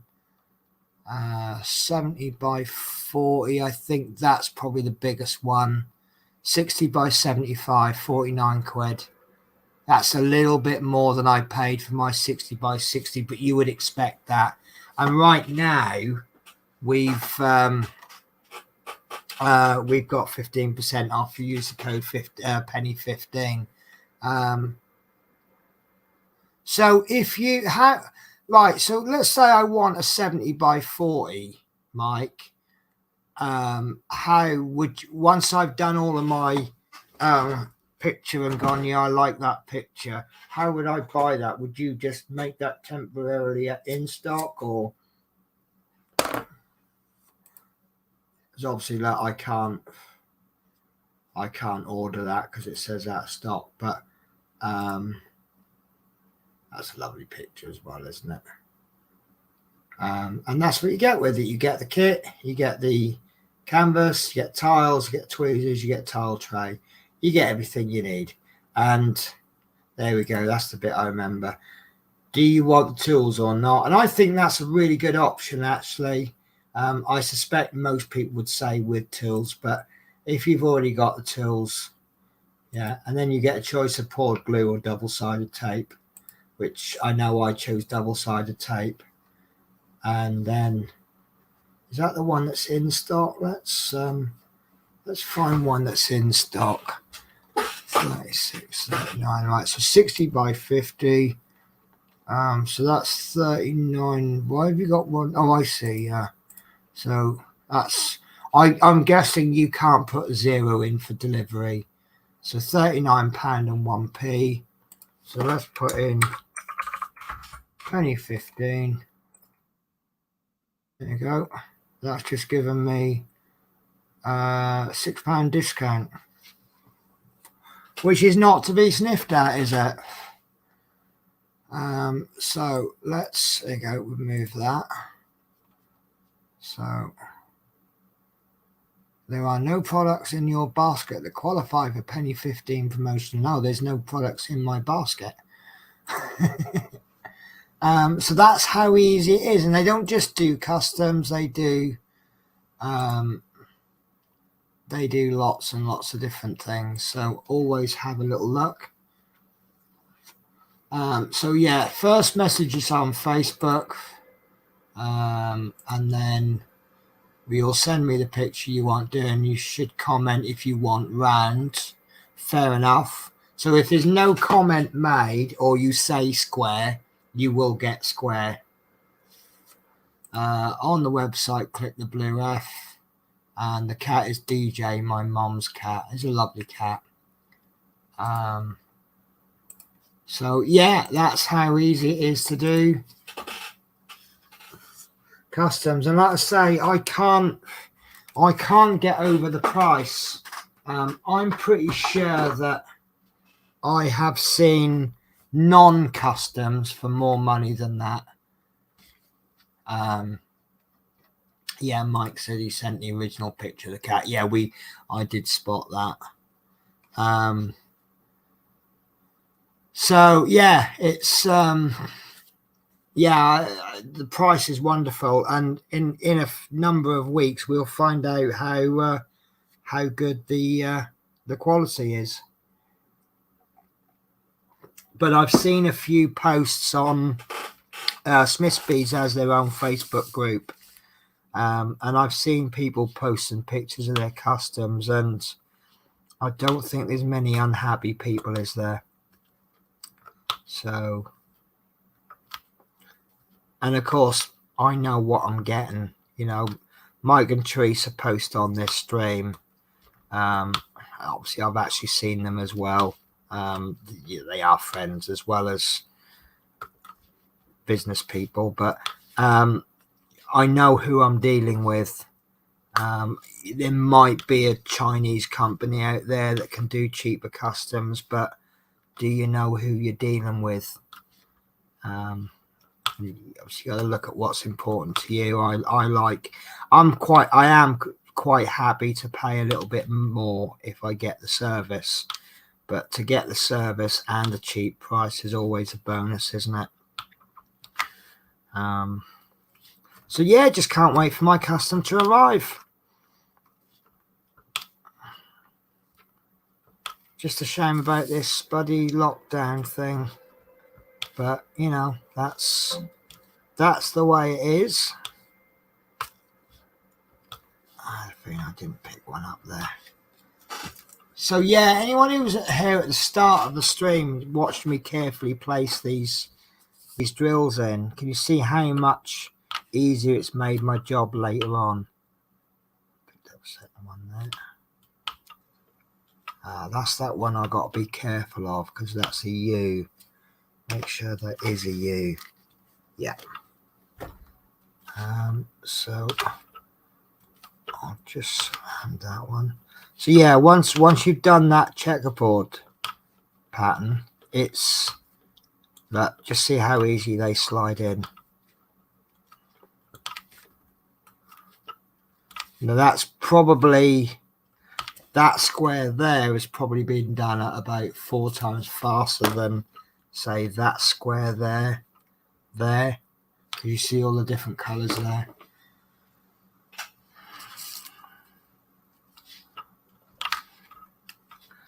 And it gives you a nice combo, I think, of the detail and the speed. Obviously, the longer it takes you to do this, the better value you're getting out of it. You know, if I was spending 20 quid on every diamond painting, I was getting it done in about 3 hours. That's not as good as a custom that say cost me 50 quid that takes me 40 hours to do. I don't know if those maths work, Tate, but you understand what I'm trying to say there, don't you? Let's say the first ones that I did, they were very cheap. They come from a company called Free Diamond Paintings, which is a little bit misleading because they have a range of free diamond paintings, but then you have to pay the postage. And paying the postage on a free diamond painting doesn't really save you much money compared to buying a small diamond painting from Smith's Beads and paying separately for the postage. But I think anyone with a bit of common sense would probably see that coming anyway. But also their free painting range, this company that I use, not Smith's, but these range of free diamond paintings, they're not special. They're all 20 by 20s, and if you pick something quite highly detailed, it's not going to look great. Obviously the basics here is that the bigger the diamond painting, the better detail you can get in it.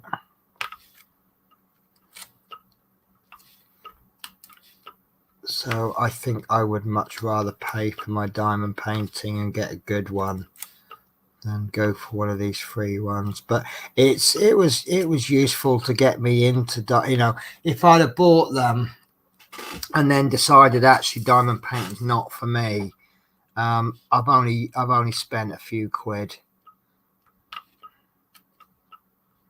So I did used to have an app on my phone where I could store details of diamond painting. It's like a little diamond painting database, and you put in where you got it from, how much you paid, how much the postage was, and then you can actually put a little picture in as well. But when I changed my phone, my newer phone, it didn't have the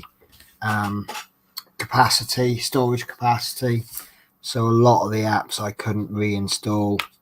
So unfortunately that's long gone, but I think I am becoming a convert now and using only one company, so I know what they cost. Oh god, yeah, I'm so much better now. I put that eye gel on my eyes. You combine that with caffeine tablets and you can keep going all week. I've actually bought myself, when I was doing service bus work, I was getting through quite a few caffeine tablets every day, but mostly in the mornings to get myself going rather than towards the end of the day to give me that extra push.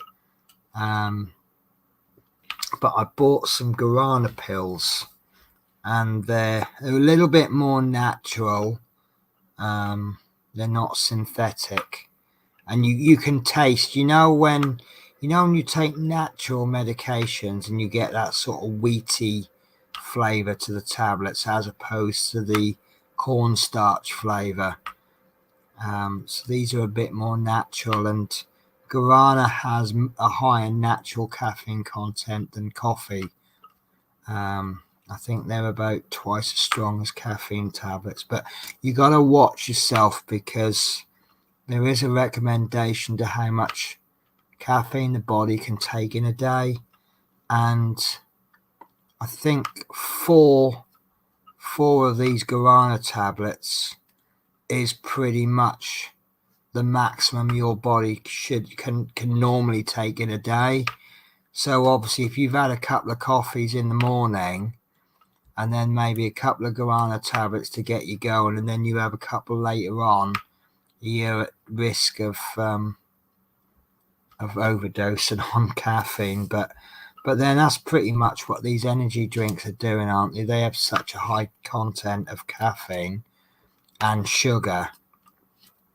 I do know of a guy that his body just couldn't take it, and he was actually sitting at the wheel of a bus, and we all thought he had a stroke at first, but it turns out it wasn't. It was all to do with energy drinks, and he used to drink about 10 of them a day. Absolutely excessive amounts, but it's part of the reason why I don't drink them. When you actually physically see for yourself what they can do. It's all right, the government going, oh, be careful, blah, blah, blah. You're like, yeah, what do you know? But when you see it for yourself, it's a little bit different, isn't it? Right, that I think is all of the 939s done, which is symbol P. I'm looking carefully for more, but I'll find some later on. So they can all go back in.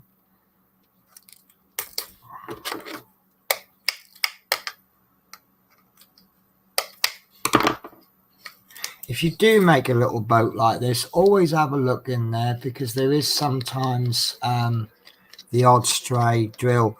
What I have done once in the past is I tipped them all in, and there was quite a lot of drills left, and I didn't notice. And then I poured the next color in, which was completely different. It was like a cream color. I'd just been using black. And then I poured them back into the one, and of course all of these black ones came out first, and then in my little tic tac I had a big mix of two different colors, and I'm like, and I just had to sit there and sort them all out. Always give it a little check. But as you can see, the difference here is that if they jump out, this is going to catch them. So right, let's have a little bit of a Right, sent you. Oh, okay, that's what you meant, was it? You sent an original picture of the cat. Let's have a look then. Yeah, it's here. Oh, did I not show both of them off? I thought I did show both of them off. So that's the original. And this is the rendered version. No, that doesn't look like the render. That looks like the rendered version. No, I don't think it is. Well, they're either really, really good. Is that... Oh, I see what you've done. Yes. So that's the original picture, isn't it? And this is the edit that you've done. Is that what you're getting at? Because that looks to me like the cat's just been spayed. Whereas that, it looks like possibly you've done a really good job popping a bit of Photoshop on there. Or have I got that completely wrong? If I have got that wrong, I'm just going to blame the fact that it's gone midnight. Right, so Mark says I actually started on latch hook rugs before I moved on to diamond art. Can get a lot more kits for the price of one rug. Yeah, I can see the usefulness though for rugs. Yeah, a nice little handmade rug on the floor. Obviously, you've got to be a bit careful with them, especially if you've got a wooden floor. But you're a master of a lot of trades, aren't you, Mark? I've seen someone do latch work, and it looks quite interesting. I'm not really in a position to try anything new, for fear that I might love it so much, and that's yet another addiction that I'll have. But yeah, I do quite like making useful things. I mean, one of the problems I have, obviously my primary hobby is my scale models. And one of the problems I've got is what do I do with them when they're finished? At least these, I can frame these and then I can hang them up. And like I say, a lot of my future customs, I think, are going to be for other people. And then I haven't got to worry about. But then if I'm doing stuff as gifts for other people, I think I'd want something quite cost effective, because I think the value with gifts, especially where you've had to make something, is the effort that you've put in. You know, I could go and buy you a present for 100 quid. But if I bought £5 worth of craft materials and made you something, you'd probably appreciate that more because of the effort that you've had, you know, and it's personal and unique. I mean, you might just go, no, don't bother with a gift, just give me the 100 quid. But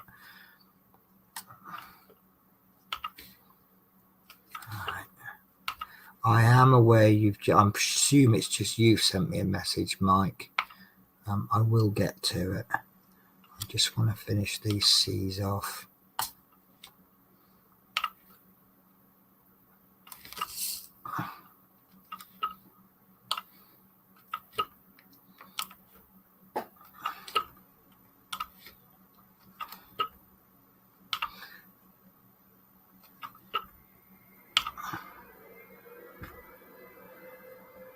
It's a little bit misleading because I'm leaving this line there free, and there's quite a few C's on that line. So, right, I think I'm reaching the point now where I want to try and do the circular action. And then when I'm doing like just one square, I tend to do, like, if I did that square, I'll probably hit these corners, start to fill in the sides and the top, and then look at which one is the furthest out and then do all of those, and then try and work, like, I call it a dolphin effect. And what I mean by that, the way that dolphins hunt fish is that the fish that they go after, right, Yeah, so Mark, that picture that I showed you earlier on, the cat degloved his leg. They had to take skin graft from its side. So yeah, there's a little bit of photo editing going on there to hide that ball patch. But he's done a really good. Actually, that's more work than I would expect than I would ask from you. You know, a light bit of editing, fine. But to do a full-on graphic editing job, I think it's a little bit too much to expect. So, but obviously, if it's a service you can offer, but then also there's the option of going, well, like, what can you do with this? So, and obviously your answer would be a lot more than you think I can.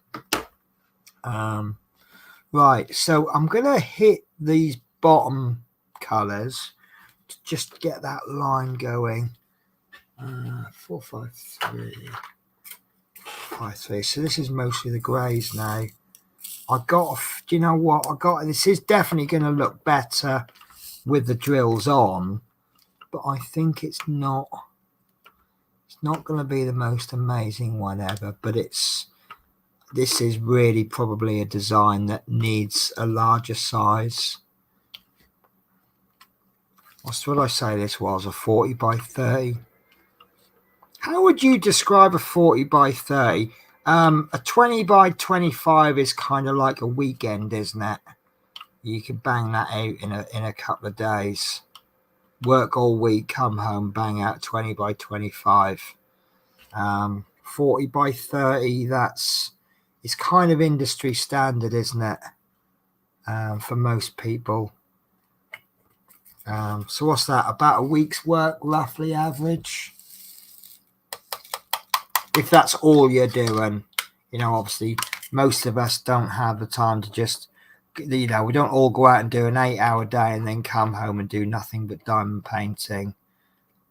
If you're a stay-at-home housewife, husband, you know, maybe you might get a couple of hours in the evening to do stuff. Right, here's a new color, T3041. I think I'm going to come a cropper with leaving these pots out. Oh, that's just made a bit of a difference. I can see what's happening there. Quite interesting that this one is brown, but the actual symbol is purple. Now, whether that's because obviously with a round, you're going to see a tiny bit of the canvas underneath. So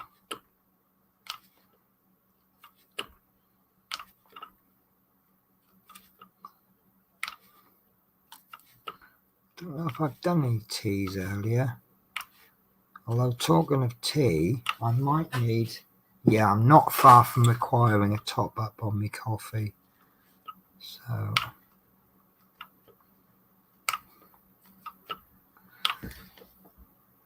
oh, 2.5 hours so far. Didn't intend it to be this long, but then I never do. I always say 2 hours because I know 2 hours probably means 3 hours. Although, do you remember that stream I did the other week? It was only meant to be a little stream and it went on for about 8 hours. Well, we finished about 4 in the morning, didn't we? I didn't want that one on. But that's what happens when you get great guests on. You just don't want to let them go. Talking of great guests, when am I going to get you on, Mike? I keep threatening that I'm going to get you on the show, but it hasn't happened so far. Right, so due to the time, I'm just going to finish what I've got there. So it's a fair bit to go up here, but I'll save this bit for the next stream. What I'll probably do on the next stream is I'll try and maybe aim to get this bit done, and then this. Sorry, let me move the camera. So if in the next stream I try to get a strip there and a strip there done, if I make good progress, I'll do the bottom as well. Because with it all being not many colors, I'll whiz through that, and then I'll make no actual plans for the middle bit, because obviously this is, especially around here, this is where all the work is going to be. Don't have a camera. Okay. I feel Christmas presents perhaps coming up. Oh, look, Mike, I seem to have bought you a webcam for Christmas. What a coincidence. Now you can come on stream.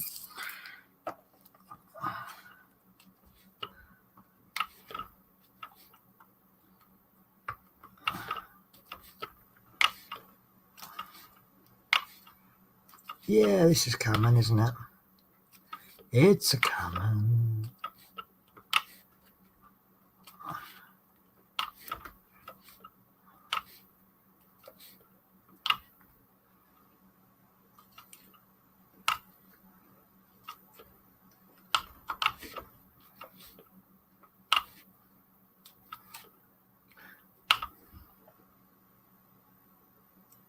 Oh, good job I checked.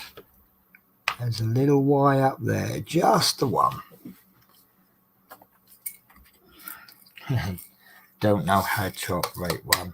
So here's a guy who does a lot on a business. He does all the computer side of things, and he can do photo editing to a much higher standard than I thought he could. And he goes, I don't know how to operate a camera. I think the answer there is that you will pick it up fairly quickly.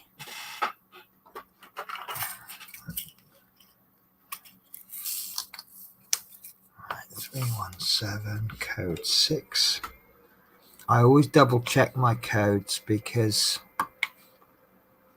it's kind of working forwards and backwards, but I go, I want to do number 6. Number 6 is 317. Pour them in, then look for 316, and then I see the code 6. But it's mainly to do with my memory. I'm not terrific at remembering things that I have to remember if it's absolutely imperative. Like I could fill my car up.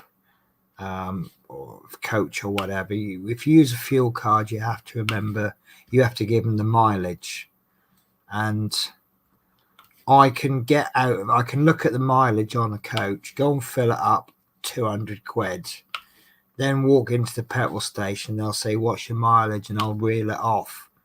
But remembering that 317 is code 6 is, I can't. I don't know if it's because my brain is going, well, it's not really that important to remember because you've got your reference written there. Whereas like mileage is, if I remember the mileage, it's going to save me walking backwards and forwards across the forecourt 3 times. So, right. Let me take a short break to make coffee. And I'm just wondering whether to have a snack. I'm going to have a snack as well. So let's put one of my lovely little... I need to make some videos up, sort of intermission videos. I don't like to leave you sitting here watching or whatever. But right, let me... So, but you're going to have to put up with the intro at the moment. So I'll... It's about 1.5 minutes this takes, so I will see you shortly.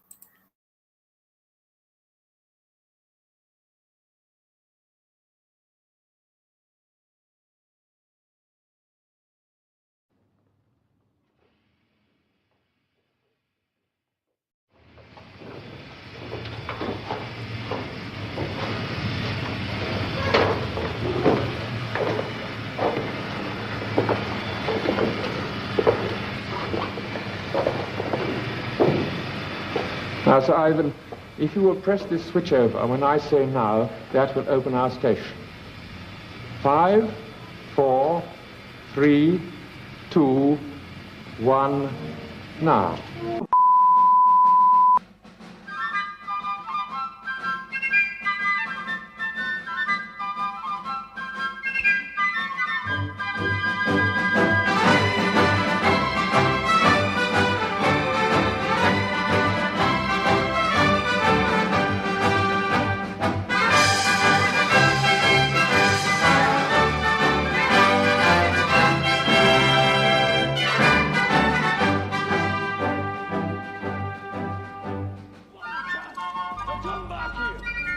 our enemies, that they may take our lives, but they'll never take our freedom!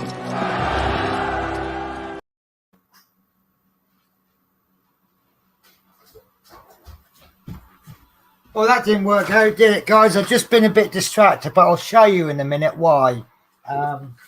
Still got the kettle on the go.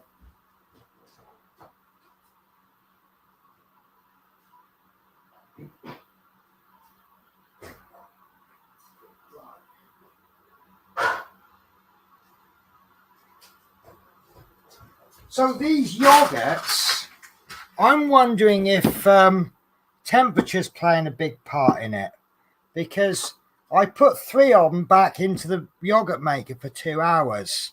So this one, as you can see, is pretty much like liquid. This is still warm. It's just come out of the yogurt maker. Now this one has sat. This is the one we tested earlier on, and it's been sat on the side, and you can see that's totally runny. Now this one has been sat. It's really, really cold. It's been sat at the back of the freezer for ages. Well, not, but look, that's there, isn't it? So maybe I just hadn't left it long enough. So what do you reckon, guys? Do you reckon I might actually have got very, very close to cracking it on the first attempt? So these 3 that I put in the back in the yogurt maker, I'm going to put them in the fridge and see what they're like in the morning once they're really cooled down. So that's what I've just been distracted with.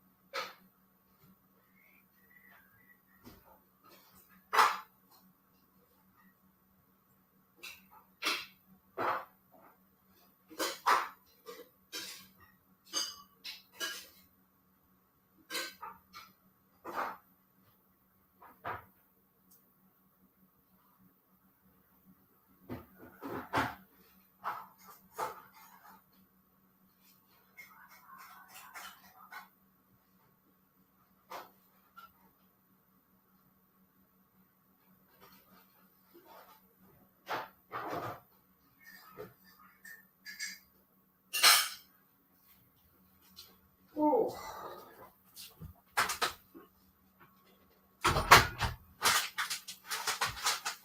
Right, sorry about that, guys. So yeah, I think those Teresa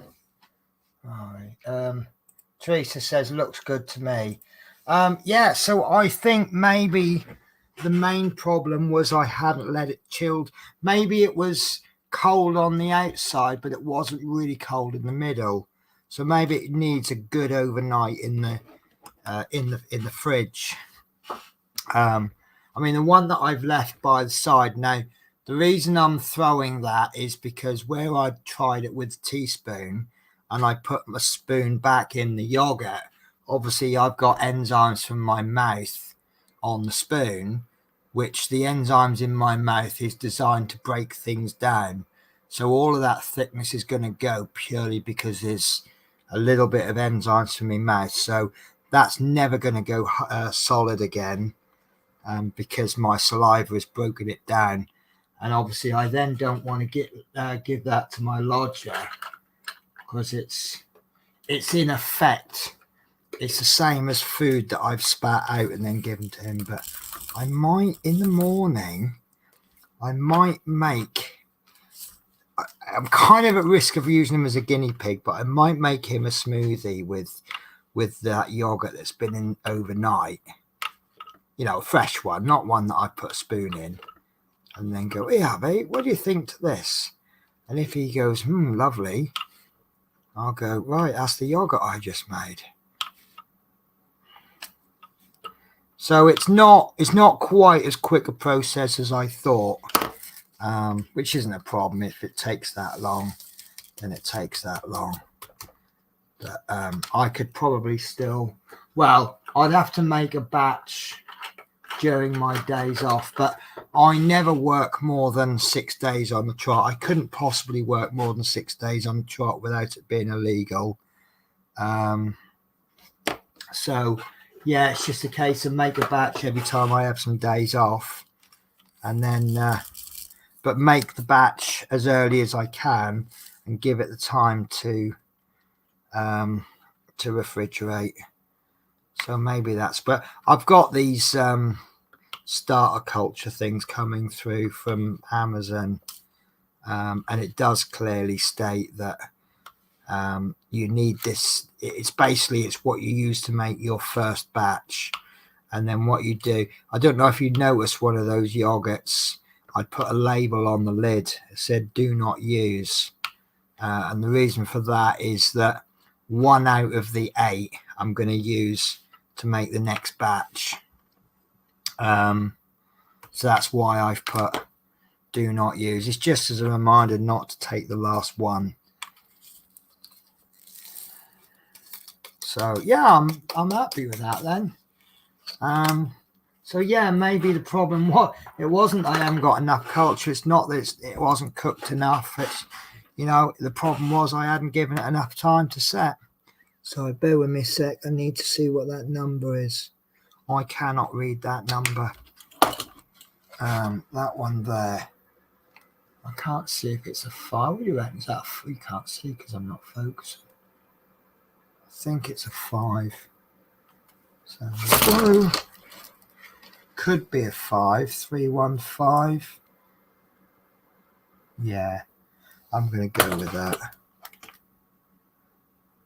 Yeah, there isn't an S, and it don't look like a 2 because that's the 2 there. Right, so 315. That's not even close to the colour, is it? This is why it looks better the more you do, because the colour on the canvas doesn't represent the colour that you're going to use. Not that that's bad, it's, I say, with circles, because a little bit of the canvas is going to show through, it does then affect the colour of the drill. What's that going on there? That's not even a drill been put in there. That's a bad drill I've done there. That's interesting. Right.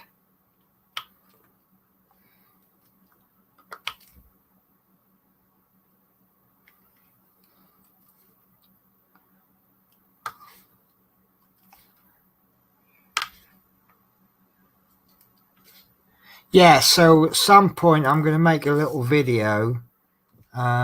Maybe you can help me with that, Mike. Maybe we can do a video. Penny's just popped off to make coffee, but while she's making her coffee, why don't you visit Smith's Beats?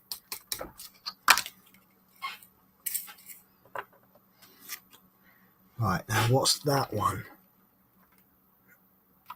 F. Could be, probably not. Oh, you have to work these out using the colours. I reckon that's an E. That's E550. Gotta be, hasn't it?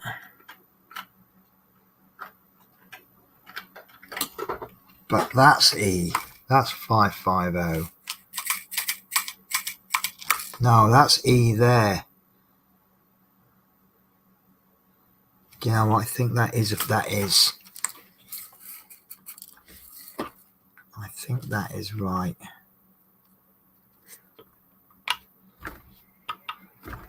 Yes, I think that's one that fell out earlier. Right,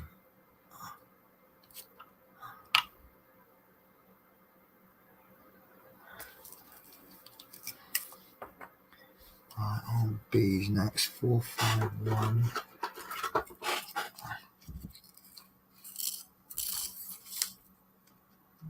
451B. Who's that sending me messages at this time of night?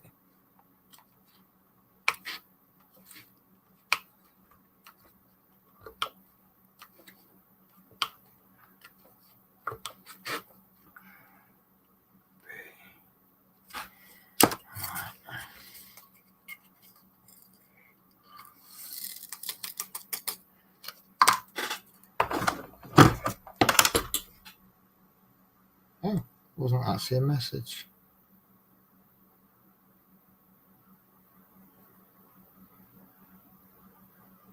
Oh, it's just an email. Right. That's definitely a 6. 317. I haven't put my pots back in order, so it's, you can't tell if they're there or they're back in my original pot. I'll pull the camera up so you can actually see what I'm pointing at. So like there's my TikTok boxes that I'm using once I've finished with them. That looks like there's 2 colours in there. There is. Have I put some back in the wrong box? I have, look. Look. I don't know if you can see them, but there's some that are different colour. Oh no. I've done the big mistake, haven't I?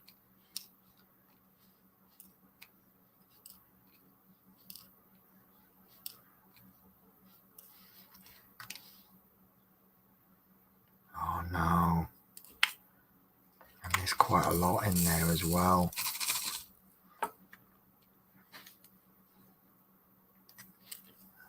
Yeah, I've put some 413s into 317.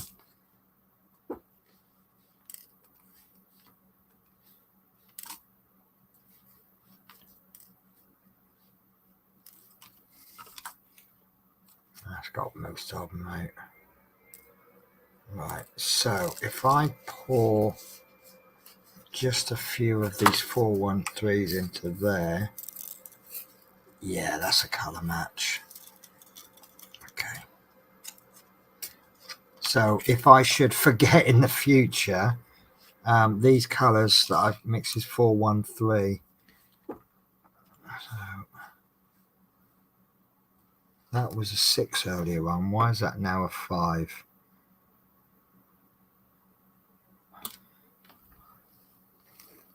It is a 6.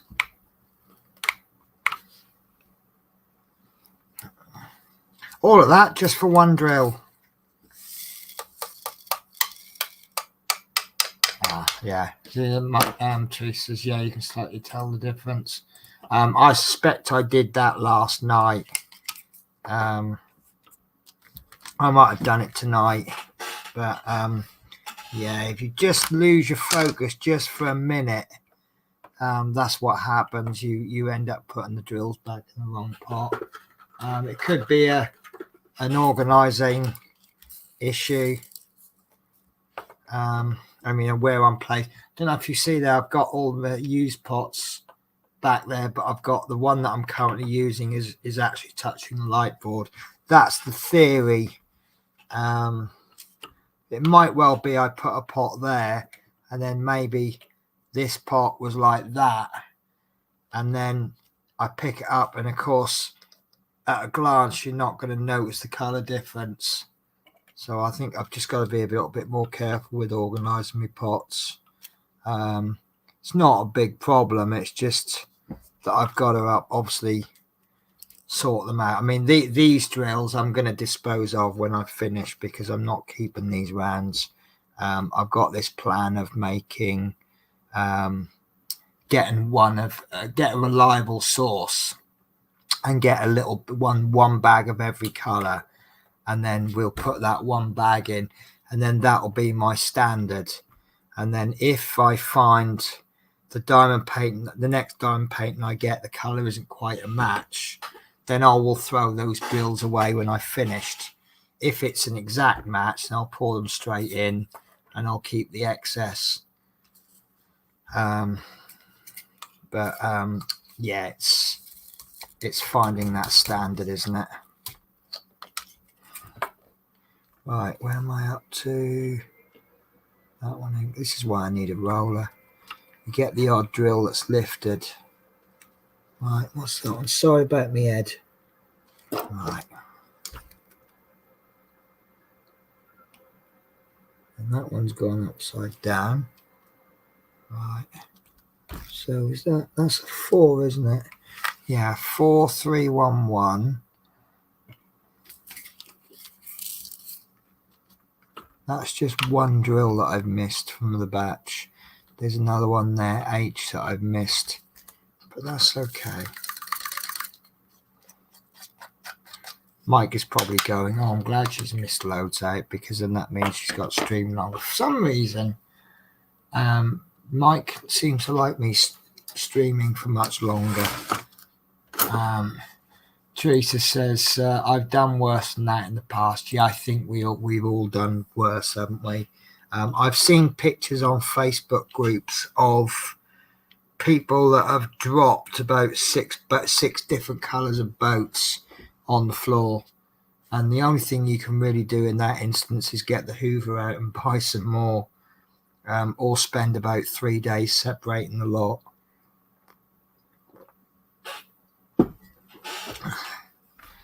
Right, so W 3799.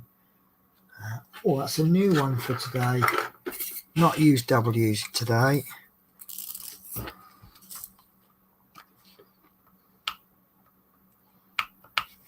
Right, let's use 7s next. Is that it? 1? Just the 1.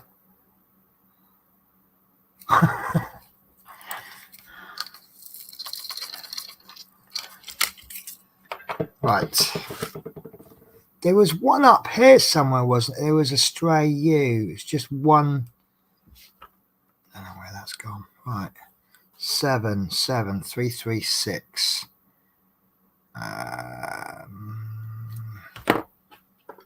Oh, that's a new one. That can't be a new one. I'm sure I've used that one today. Oh, you get my crown then, Teresa. I've dropped a tray of 12 colours. See, that's one of the advantages to me using the Tic Tacs. If I chucked all of those on the floor, I'm sure, because these are quite cheap, some of these lids will go, but I'm confident that most of them won't go. Like 336. So yeah, if I dropped all of those, I think I stand a chance of some survival. Right, 7s and H there.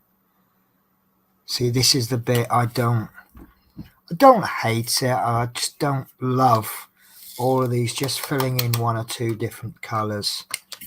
But it's the way it is. Right, I'm just going to stop for a mini sash.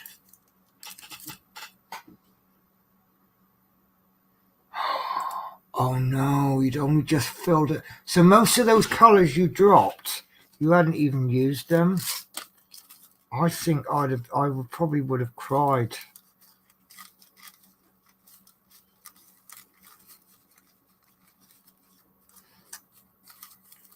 Oh dear.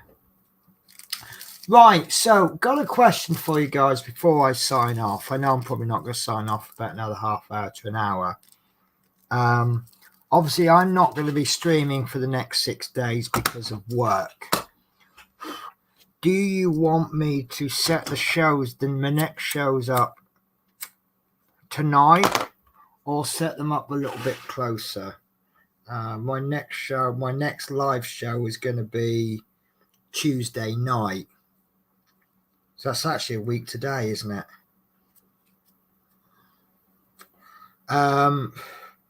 I don't know what to do about the Wednesday, because the Wednesday is my concert. The concert is scheduled to finish at 9:30. So by the time we come out, we get the taxi home. I'm going to be with a couple of friends, so it might not be a quick thing coming home. I don't know whether to do a later stream or not stream at all. It's certainly going to be beneficial for me to do a stream,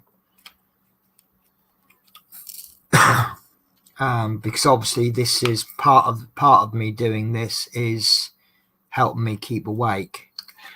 Because the worst thing is when you're on nights, if you have a day off and you sleep at night and you stay awake during the day, you've then got to quickly readjust. So I don't really know what to do. And I might end up sleeping anyway, because if I end up having too many drinks, I'm probably going to be quite sleepy, aren't I? And I might just sort of go, all right, well, this is a bad day and I'm just going to sleep. And I'm going to have to readjust my body the next day. But it is in slap bang in the middle of 3 days off. So even if I didn't stream, I'll still get 2 streams in next week. When do you know what? I hate when you give answers like that. Only you can decide. I'm supposed the sensible option is to not schedule one, and then if I feel up to it, then do a stream. But yeah, what I'm saying about posting the streams now, do you think posting them a week before the event is too early? I personally think I'm basically asking you guys to do my YouTube creator job for me. I think there's an optimum time to put a stream. Obviously, if you're doing a regular stream, that's easier because people know you're going to stream on a particular day. But you know, like Chris streams on a Tuesday and a Saturday, and I just know, I know those streams are going to happen, unless obviously there's a problem. But I'm just thinking, what's too early? So yeah. So as Teresa says, posting early gives plenty of notice. But also on Facebook, if you posted like more than a day in advance, doesn't it actually come up, oh, Penny's stream is due to start in 24 hours and Penny's stream is due to start in 12 hours and things like that.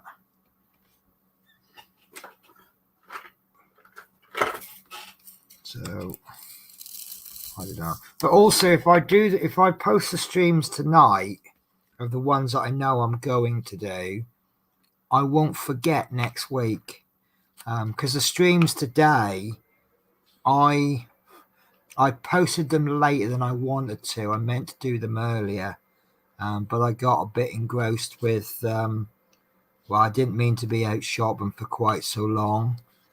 And when I did get back, it was a real effort to set them up because I just wanted to go to bed.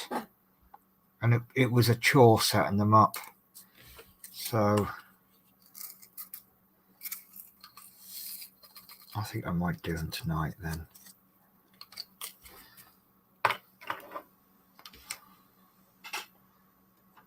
And see, also I can't change the titles very easy. I was going to do a different title rather than just do bus driver does diamond painting and then put the date. I was like, what would have been a better title was come up with a little phrase that sums up the day. So like today's stream could have been called Yogurt Days or something like that. Some kind of yogurt related title. And I don't know what the news is going to be this time next week. So it could be, I don't know. No problems on my coach for a change. That'd be a good one, wouldn't it? Guess what? No one annoyed me. What have we got there? Posting early gives plenty of notice, but as you know, things can change. I keep thinking of that night you planned to stay in. Oh God, yes. I'll tell everyone about that. So I had a day off, and I was at Teresa's, and we were eating pizza, and I was just going to crash on. Teresa's got this lovely chair. I think she worries that it's not really a good chair to sleep on, but it is actually surprisingly good. It is a chair. It's not as good as a bed, but it's a nice reclining chair that you can actually sleep on. Maybe possibly due to the fact that I don't toss and turn much at night. But the plan was pizza, crash, fall asleep. And we're halfway through this pizza and my phone goes. It's my boss asking me where I am. And now, if I know I'm late for work, the answer to the question, where are you, would be, oh my God, I'm really sorry. Oh, like, but because I didn't think I was at work, the answer was, I just thought he was conversation or something. He says, where are you? I'm like, well, around my friends eating pizza. And he's going, well, you should be here. And I'm like, no, I shouldn't be here. And if my memory serves me right, and they used to do this a lot, they'd put me in for a shift, but not actually told me they'd put me in for a shift. Because that was overtime, wasn't it? Because I used to go around, I used to do 4 days on, 4 days off. But we tried going around yours on my first day off, and it just didn't happen because I'd come home and I'd be so tired and I'd sleep. So what we tended to do was, my first day off was like a rest day, resting from everything. Probably about PlayStation was the only thing I'd manage in the day. And then the next day I would do stuff. So I'm pretty sure they put me down for a rest day on my second or third day. And they just hadn't told. But they do that. Yeah, they change my duties without telling me. But yeah, I mean, I went in because thankfully my coach was running an hour late. So I had time, because I was still staying in Birmingham then, wasn't I? So I didn't have to go back to Leicester. So I kind of swung round to where I was staying, which is another story of its own, isn't it, Teresa? Yeah, got myself ready for work and managed to get in. It was only because my coach was late that I got in on time.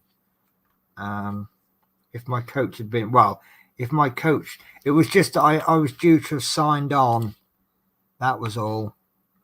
But yeah, that was, I think I had half that pizza. But when I went round next time, it was like, oh, do you think I'll be able to eat this whole Chinese or pizza or whatever? And that is a bit of a running joke, isn't it now? If I ever have a pizza, it's like, oh, do you think you'll be able to eat all of it? Or I'll say, oh, I had pizza last night and I actually ate all of it. No doubt I'll get a call from work one day. We're in a pickle. Can you help us? You need to be here in 10 minutes, even though you live an hour away. It's going to happen. We have had... this is the trouble with the double man crew. You've got 2 people to potentially be ill. Now, if it's a case of, if I fell ill in the afternoon, like say at noon, I could ring up and say, oh, I'm not feeling well, I'm not coming in. That gives them, depending on which duty it is, that gives them between 8 and 10 hours to find a replacement. That's doable. If the problem is my car's blown up on the way to work or something, that's a little bit harder to cover. Not saying they can't, but now with service bus work, it's not a problem. I say it's not a problem. What that'll probably result in is the bus that was meant to be behind you is now, instead of being a 7-minute service, is now a 15-minute service. And if Amanda is still watching, she'll be able to tell you that that is not an uncommon occurrence on her bus service. At one point, it got to a point where if the bus turned up today, they're happy.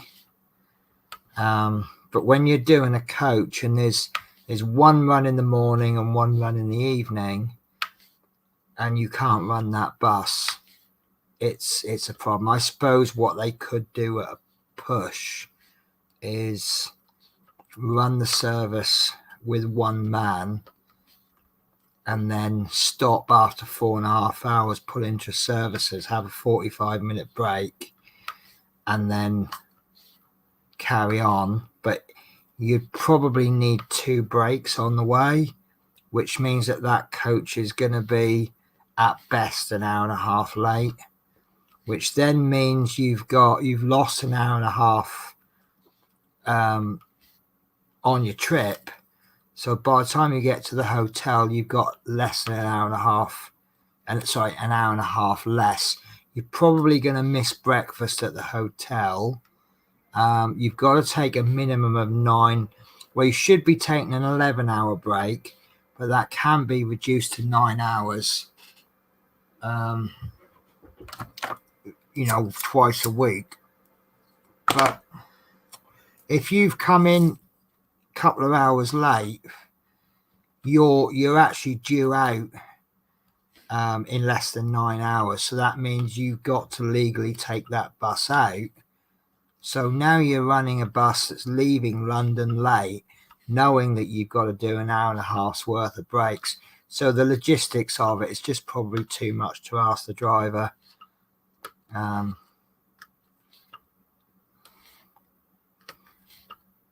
But yeah, that's the last company that I worked. But this is the same. Do you remember? Did I tell you about when I was on holiday? I booked a 6-day holiday, and because I was supposed to have 4 days off before, I booked 6 working days off, and my rota works out that I was doing 4 off, 6 on, 4 off. So having a 6-day holiday meant that gave me 14 days off. Now I used to coordinate, me and my friend Ben, we used to coordinate our holidays between us so that we could pick up each other's duty as overtime. But obviously 6 days overtime was a bit too much. Ben was able to cover 3 of those 6 days. So I'm sitting here, and I think that was the week Chris came up.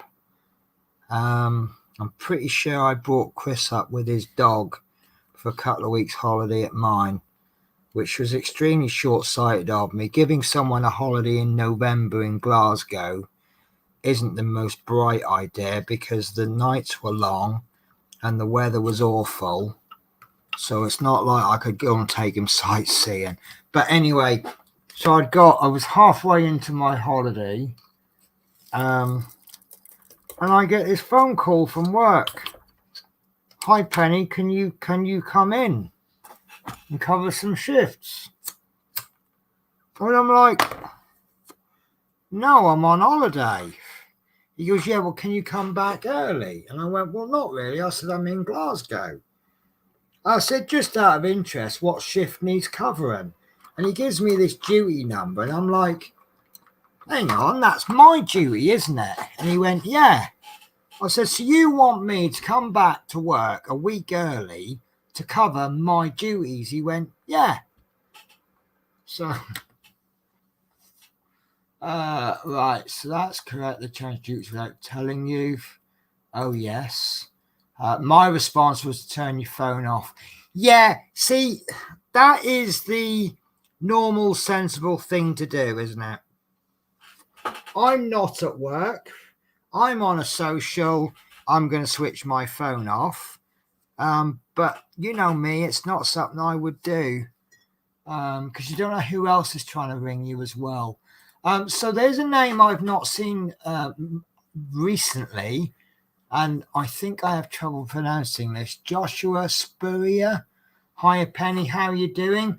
I am doing absolutely fabulous. Enjoying life at the moment.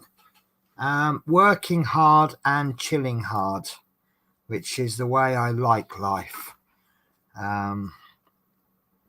You know, when I'm at work, I am working hard, but then I just enjoy it when I get off, when I have time off, I meant.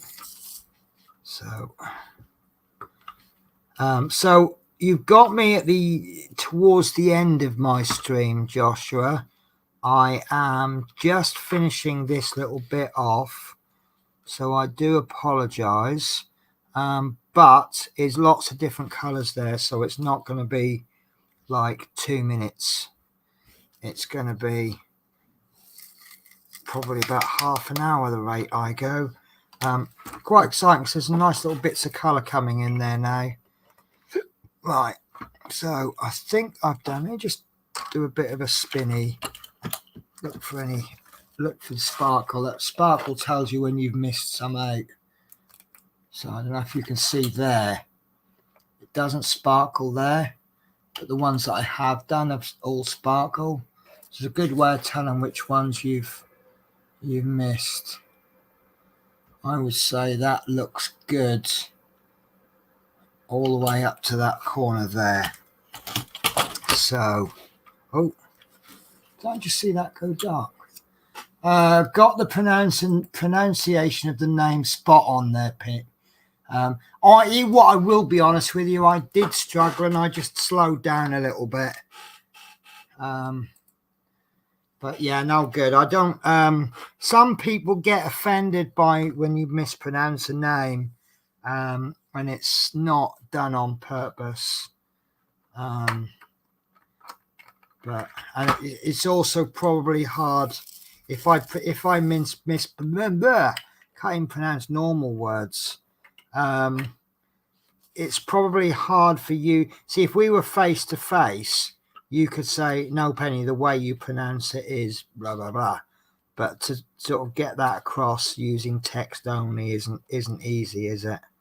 So, but I shall just take the cop out from now on. I shall just call you Joshua, and that will work. Are you a Joshua or a Josh? I mean, you've inputted your name as Joshua, so I guess that's what we call you. I know some people prefer Josh and some people no, my name is Joshua. That is what you will call me.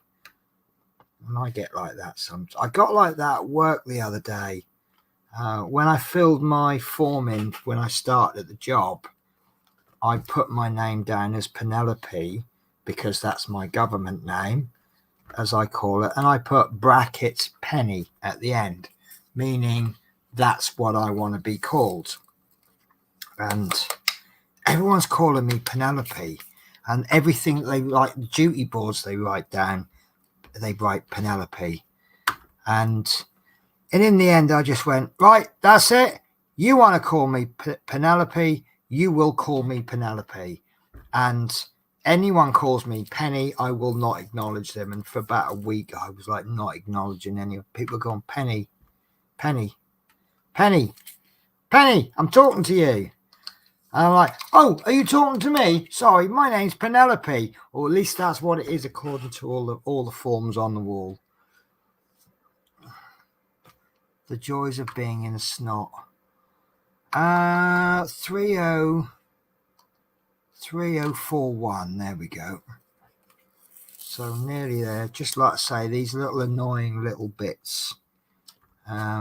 Just a few little drills. Adds fantastic detail, but quite fiddly to do. If I had a whole stream of fiddly bits, I'd probably be like, oh, I've had enough now. But I have done quite a bit today, haven't I? So Teresa's saying looking good. So I think that compliment means I deserve a mouthful of coffee. Right. So I don't mind either. Feel free to do either Joshua or Josh. I get a mix of it from my friends. I probably get Josh more though, since it's easier. Yeah. I'm always like the shorter my name is, the more friendly it is. So officially it's Penelope. Most people call me Penny, and a lot of my close friends call me Pen, and that's fine. It's just like I say, the shorter you make my name, it's just one of those names that the more you shorten it, the more friendly it gets. Yeah, I got my one of my managers she's off now for 12 weeks. She's having a bit of a big operation. She's been waiting ages for it, and she always calls me Pen, and that's without me actually saying, oh, call me Pen. A couple of drivers at work, the ones that I am close with, they just call me Pen. I don't know what you call me, Teresa, because you just call me and talk to me, don't you? You know, when you make a phone call, you don't actually use people's names, do you? You know, so when I answer the phone, I'm like, morning. Right, 3722. That's a new one tonight.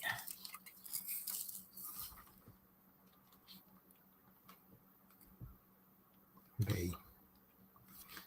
Nearly there. I said half an hour, and it's just suddenly I've done most of it. So we have what I call the debrief at the end. So all these different colours I've used today.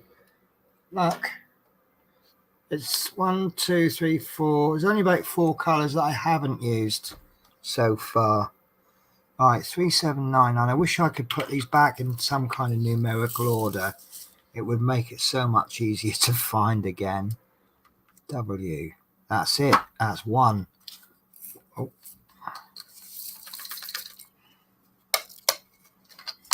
All right. EU is 3371. 3371. Oh, there's a new one. Look. Right, 3371 is a U. Do you know what? I think I accidentally filled that other U in. Do you remember that there was one round about there, and I carefully worked round it, and now it's disappeared. And this is this is U, and it's the first time I've used it. So I reckon I made a mistake. I mean, I don't think you'll notice it, but one of these blue ones is misplaced. So what's the equivalent? What's the diamond painting equivalent of a rivet counter?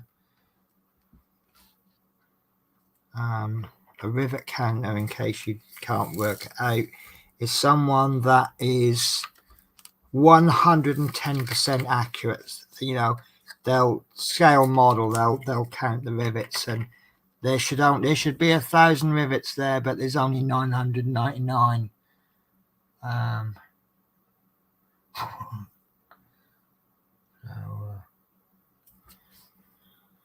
Right, one more colour to do. That's F. That's 817, which is this one. So it looks like tonight the only colour I haven't used is this 931, which is O, which is coming in round about there. But there's not, you see, there's not a massive amount of that, is there? So 2 drills on this one. That is this session complete. So I will do the old thingy in the light.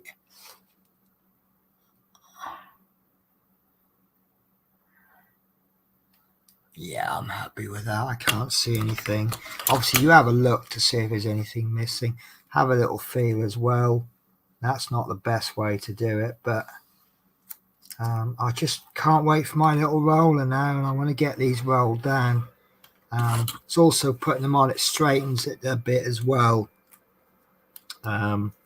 So yeah, I think what I'll do in the next session, which will be next week, as I say, I'll get this strip here worked on. We'll take it, say, down to about there and get that done. I don't know if I'll get that done in one night, but get this bit done as well. I reckon that might be 2 nights work. If there's time, we'll get this bit done. and that'll leave just this bit to do. And I think that that will take quite a long time, because as you can see, like, you've got all these different colors. But also, I've said before that this picture, look, I'll hide the bit that I've done. That looks pretty good, but that looks better. So imagine what that's going to look like when I've got the drills on it. Oh, I've just spotted, look, there's my, you see that drill has been put in upside down. That's another good reason to use the light. It happens. You sort of picking the drills up and just going for it, and you just kind of do it in auto mode, and you just miss the other one. You miss them. Do you know what? I've just picked that drill out and then put it back in again, upside down again. There we go. There we go. That's fine. That's good. See, that sparkle or shimmer or whatever you call it is so handy for so many different things. Yeah, I'm happy enough with that. Right, so quick catch up on the chat. I'm jealous that you've done more in 3 days. Actually, I'm going to rub salt in the wounds there. I've done more in 2 days, because I've only done 2 days on. Well, yeah, I did do the one. Yeah, okay, I see what you mean. Yeah. But it depends on how much. There's a good 10 hours here, isn't there, when you look at the length of the streams I've done. Although I aim for about 2 hours, I think it's been 6 close to 8 or 10 hours worth of work there. Oh yes, I remember you doing that. I don't think it will be noticeable. I don't think it will. I've mixed in a lot more like that before. Right, excuse me. Right, let's do a, there we go. Here's me again. Let's move that up. So let's have a wind down. So yeah, I'm quite happy with that. Do you know what? I am stressing how much of a cheap one this is, and you don't see so much on the camera. It probably looks better on camera. The quality looks better on camera than it actually is. And like I say, the colors, when I said about these, who's that light blue one? Here we are. On camera, these don't look a million miles apart. But when you see them in real life, there you go. You can probably see it more on this camera. There's a massive difference. But when you actually put them onto the canvas, they blend. But it's the trick of the eye, isn't it? If you put a white dot surrounded by black, it comes out as grey. Whereas if you put a black dot surrounded by white, it comes out as a lighter grey. If you put white surrounded by white, it comes out as white. And you're not changing the colour of the drills, you're just changing the perception. It's like the old, it's a bit of a joke, but it is true. If you're feeling a bit chubby and you surround yourself with fat friends, it makes you look thinner. And that's a really terrible and horrible example, but that's, if you're the smallest one in your group, you look skinny. If you're the largest one in your group, you look bigger. And it's sort of the same principle. It's with the drills. And obviously these being round, they don't fully cover the canvas, so the color of that canvas comes through, which is why it's one of the big advantages with rounds. But I still like the squares. Always love my squares, but it's I like my bigger, because if you've got this much space to go from black to white, you see how you've got to do it so much quicker, and you've probably got more shades of grey available to you than you've got squares to do it.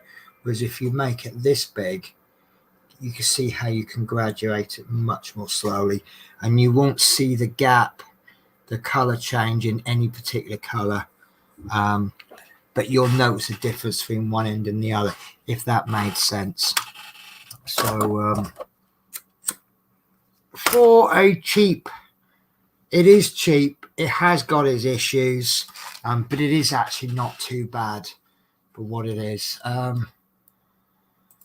So Joshua, I see that you're doing a thing with a Joker in. Have you watched Suicide Squad? And if so, how did you rate Jared Leto's? Right, okay. You are hitting a controversial area because everyone has a different opinion. I actually hate him as Joker. I don't think he does anything. However, that might be influenced by the what's his name? Ledger. He was a very good Joker, but I've only ever seen him as the villain in the Batman movies. So because of him, I see the Joker as the bad guy. Now, I watched the Joker with, I keep forgetting the name, Joaquin, and I now think he's the best Joker. But because he's done the backstory, I don't even think the Joker is a bad guy. I think he's just a victim of society. And I actually think Batman, I think, I was talking about this today. I think the difference between the Joker and the Batman is one had money, one didn't. And that's where the influence, that's where they changed them. You could say the Joker's the good guy and the Batman's the bad guy. You could say Batman's a good guy, and you wouldn't be wrong. But I didn't like Jared Leto's. I didn't think, but I don't think he looked right. To me, the Joker isn't the slicked back hair. It just didn't work for me. And also the Joker film, where his green hair isn't really green. It's dark hair that's been dyed green, whereas in the comic books his hair is bright green. When you translate that to, I think the dark hair dyed green is probably more realistic. So yeah, that's my controversial opinion of the Joker. And we had enough people all with different opinions. We could be here all night debating. But isn't that the beauty of film? You know, it's different. You watch like art. You see it how you see it, and you build your opinions based on how you saw it. So for everyone that agrees with me, there'll probably be someone who disagrees with me. So we'll see if we've got time for you to respond to what I've just said. Chris Davis World says, great work tonight, Penny. That is coming along nicely. It is. And because it's simpler, it will come across a little bit quick, come out pretty quickly. I don't know how many streams I'm going to have to do when I do my custom, because that's a big one, and that's going to have an awful lot of color changes. And I just can't wait for it. I'm just so super stoked for it. But it is one of the projects that I've said that I want to do for a long time. Is where I've been an agency bus driver, I always tried to remember to take a picture of each time I do a bus route for the first time. And I did aim, the theory was I was going to have a custom of every bus that I've driven, which is still plausible, because the way I'm feeling about my current job is I'm going to be there a long time. So when I finish this custom, I'll then work on maybe my first bus, my 227, is it 229, 227 route I used to do, so I can get that one done. That, I think that's a really good picture. I might not have it done in a 60 by 60. I might try and get some a little bit smaller. But you know, we primarily operate four coaches of two different types. One's a Mercedes, one's a Volvo. So I don't really need. What's this one I'm doing? The 10, is it? It's either the 10 or the N10. So if I can get, if it's a Volvo on the 10, maybe I can get the Mercedes on the 30 route. But other than that, it's not really any change. There are some other things I could do, like I could go into Victoria Coach Station and take a picture of like the row of coaches that sat there, all from different companies. So Joshua says, thanks for sharing. It sure is a controversial subject. I don't mind him as a joker. However, I definitely prefer other iterations of the character. I do think that, yeah, it's one of my bugbears with, especially with modern life, is that I said this at the beginning of the stream, a lot of people seem to confuse opinion with fact. You know, it's like if someone says to me, modern pop music is rubbish, you've just said that like it's a fact. Now, if you were to say, I really don't like modern pop music, you've now changed that to an opinion, and your comment, as far as I'm concerned, is now more valid. I don't expect everybody to like the same things that I like, and it's quite interesting to know why someone has a different opinion.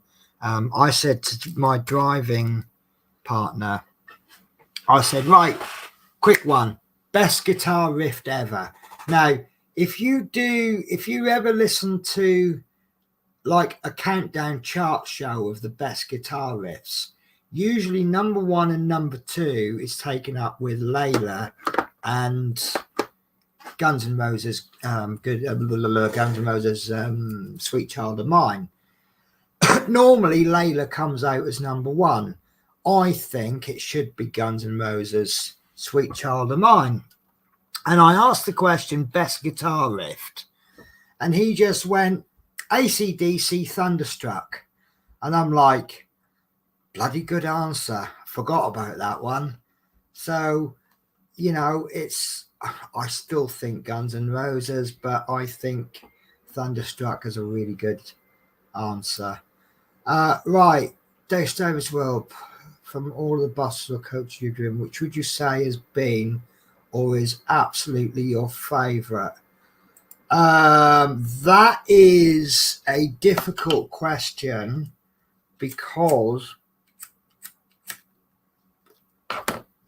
it's not just about the bus. I love the Volvo B10s because that was the first bus I ever drove in service.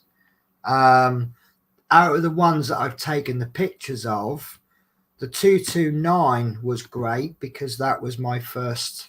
I was a little bit petrified about doing London, TFL work, because there is a little bit, I'm going to let you into a little bit of a secret here. A lot of the bus drivers who have done TFL, they have a bit of an attitude, oh, I've done London buses. The secret is there isn't really a lot of difference. A road is a road, a bus is a bus. Picking up passengers is picking up passengers. There isn't a lot of difference. The main difference is that when you drive in somewhere like Cardiff, Newport, places like that, you have 2 rush hours a day. You have one in the morning, one in the afternoon, and that bit in between at night time, it's nice and quiet. London at a more quiet time is closer to the rush hours that you'll get in Norwich. In Newport, I was picking up about 100, 200 passengers a day. In London, I was picking up 700 passengers before my break time.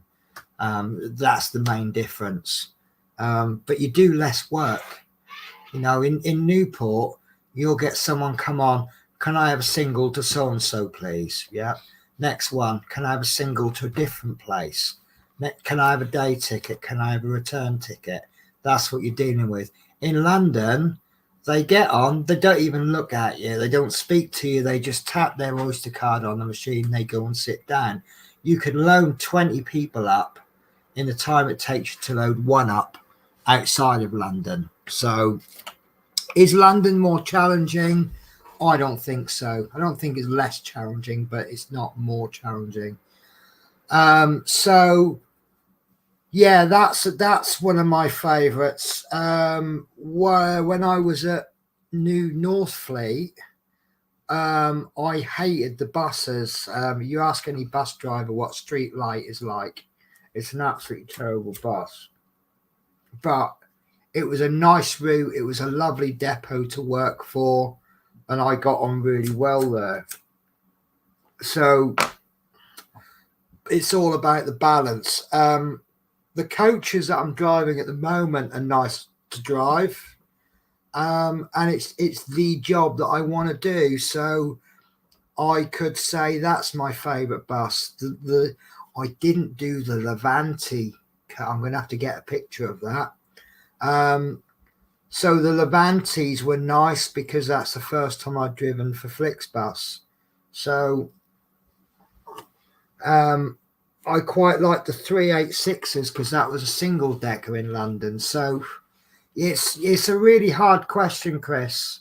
It's the actual best bus. If I'm looking only at the bus, possibly the current coaches that I'm driving, because they are built to be driven long distance, whereas a lot of the service buses, you are aching a little bit if you do about 5 hours. The Yutongs, the Chinese electric buses, I'd never done electric buses. I didn't like the idea of electric buses.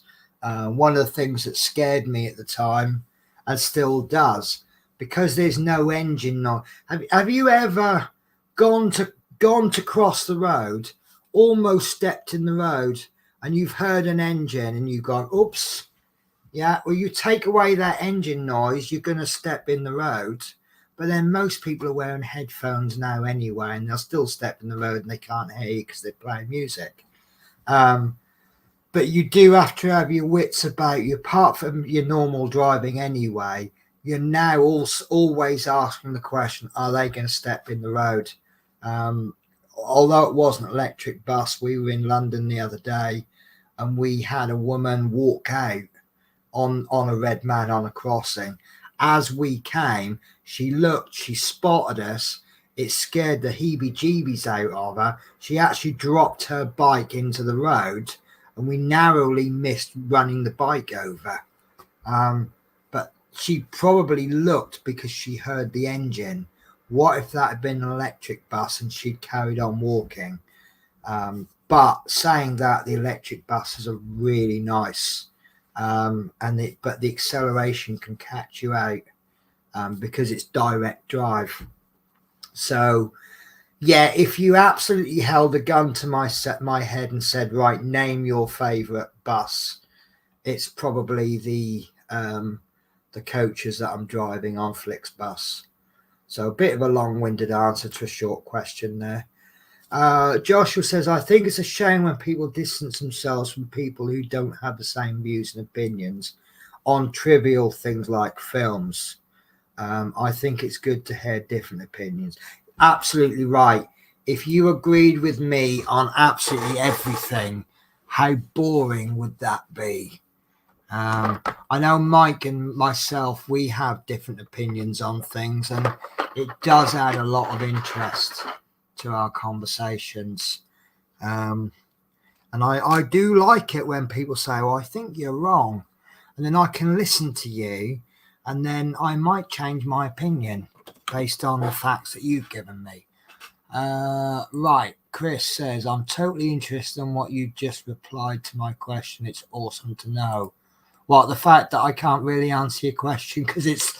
but yeah, I think you have to look at the pros and cons to everything. If you said to me, what's your least favorite? again, the answer would probably be quite similar, except I suppose, I don't know, I wouldn't say. See, I think the job, see, Newport, the buses were awful. This is pre-electric buses days. But again, I knuckled down. Once I got on the spare rotor, that was really nice because I really had no idea how long my shift was going to be and what I was going to do. Most of the time when I did lates, I was doing the rural runs, and I quite liked the rural runs. But the buses were in a bit of an awful state, and the money wasn't great. The money's gone up now. But if I was driving modern bus, if Newport had modern buses and the rate of pay that I'm on now, when I was at Newport, I'd probably still be there now, especially if they'd got a Flixbus route. You've got to remember that before I knew about coaches and actually done the coaches, I had no interest in doing them. What you don't know can't affect you. I'd gone, because I'd come to first group. Excuse me. I'd come to first group and lost my job. And I took the job on the coaches out of desperation to have a job. If I'd never lost my job at first group, I wouldn't want to be doing coaches now, because you don't, if you haven't tried it, you don't know that's what you want. So Newport was a great job, but the money really wasn't there. And that's why I went over to agency. I'd certainly work at Newport as an agency driver, but they do only 3-month contracts. So yeah. Listen, guys, I'm going to cut the stream short I'm going to cut the stream now because I'm doing the little dance of needing the toilet on my chair. So not doing the toilet on the chair, but I'm fidgety because I need to go for a wee. This is what happens when you drink an awful lot of coffee. It kind of goes straight through you. Although my coffee consumption has decreased lately, which is not a bad thing. So thank you ever so much, everyone who's been watching, and the 3 people that are hanging on now right to the very end. You are absolutely awesome. So I'm going to be doing a stream next Tuesday. So what I've been thinking and what I've decided is that I will definitely be streaming Tuesday the 23rd and Thursday the 25th. The 24th, I've got the concert.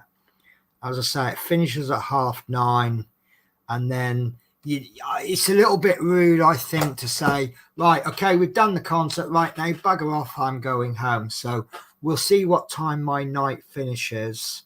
So Wednesday is to be confirmed, but Tuesday, Thursday, I'm definitely going to do a stream. And what I'd like to hope I've done is by the end of next week, we've made a border around there. And then the week after, I won't commit to anything firm. But the week after, I've got 2 days off. So maybe take a strip down the middle. And then the week after that, which is my last week of nights, that's going to be an awkward one. Because I've got I've got a long weekend then. So what I'll do is I'll do the 3 streams, and then I think I've got the Monday and the Tuesday off. So I'll probably do a late stream and then do an afternoon stream the next day. But that's going many weeks ahead. So right, guys, so I am at the point now where I can't hold anything in much more, so I'm going to have to go. So Joshua says, good night, Penny. Hope you have a great week. And the same to you. So don't forget, guys, I'll say the same thing I said yesterday. Pop over to Smith's Beads. If you enter the code Penny15, that will give you a 15% discount. And don't wait till October. Do it now, because then if you then decide, oh, actually I wanted such and such, you can then get a second order in before October. I'm assuming there's no limit on the number of times you can use that. So last comment now. Teresa says, night, Penny. See you soon. So same to you. Thank you very much, guys. Now I did an outro, didn't I? Intro to do an outro, because I don't like stopping the stream just dead. So what I'll do, I almost finished the show after the intro finished. I was sitting there last night and I think I was smoking a cigarette and I'm like, oh, and then I watched the very end of the broadcast and it didn't record it. So I'm going to do my intro number 2 to finish the show, and I'll just cut it just slightly short. No, I'll do the normal one. Right. Take care, guys, and I will see you next week if I don't see you before. Take care. Bye.